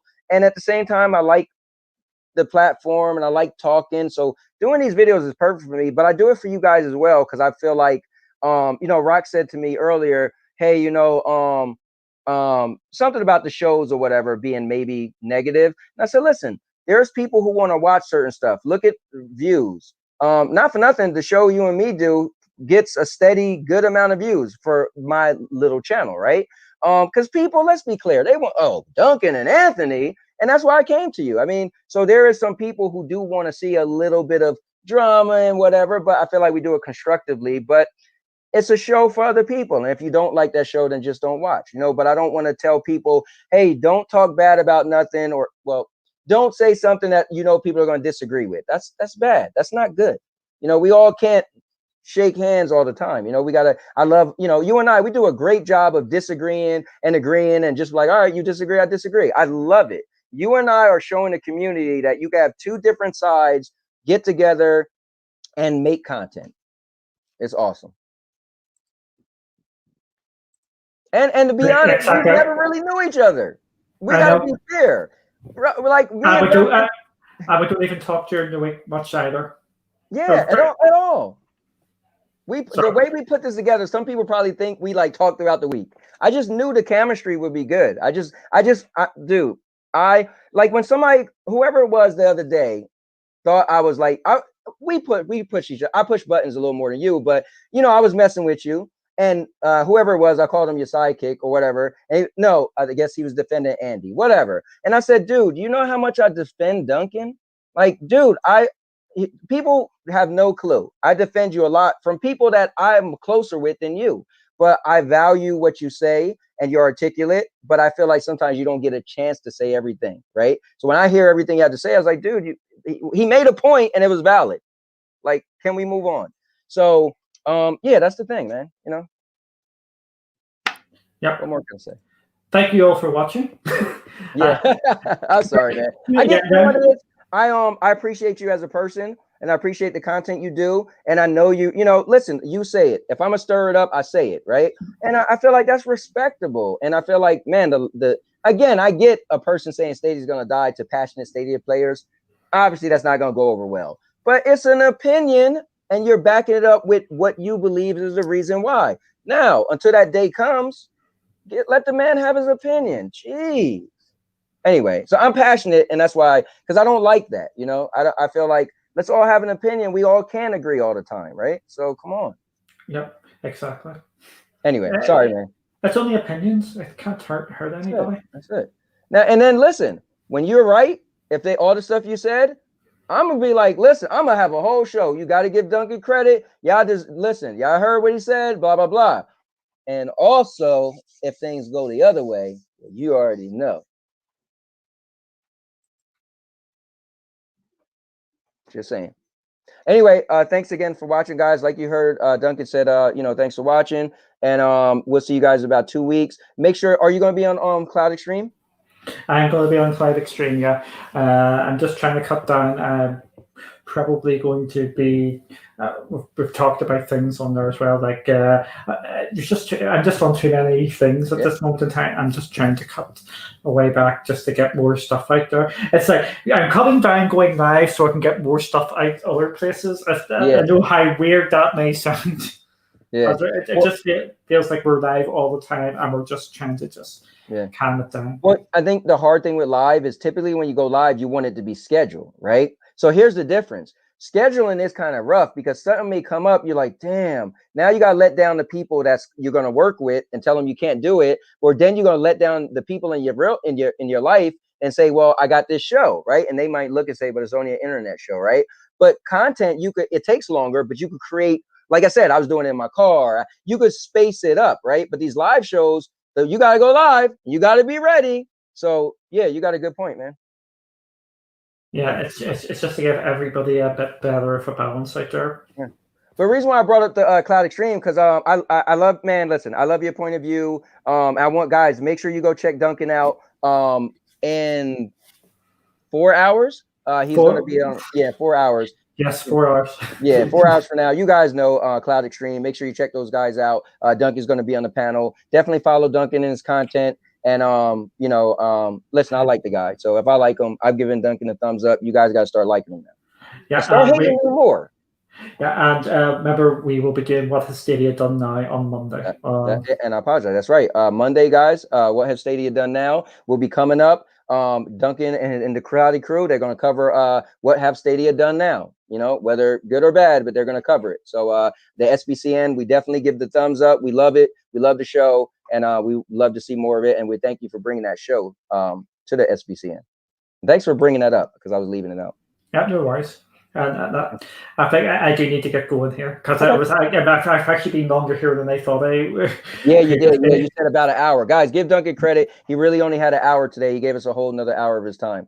But all right, guys, take care. We're going to get out of here and have a good day.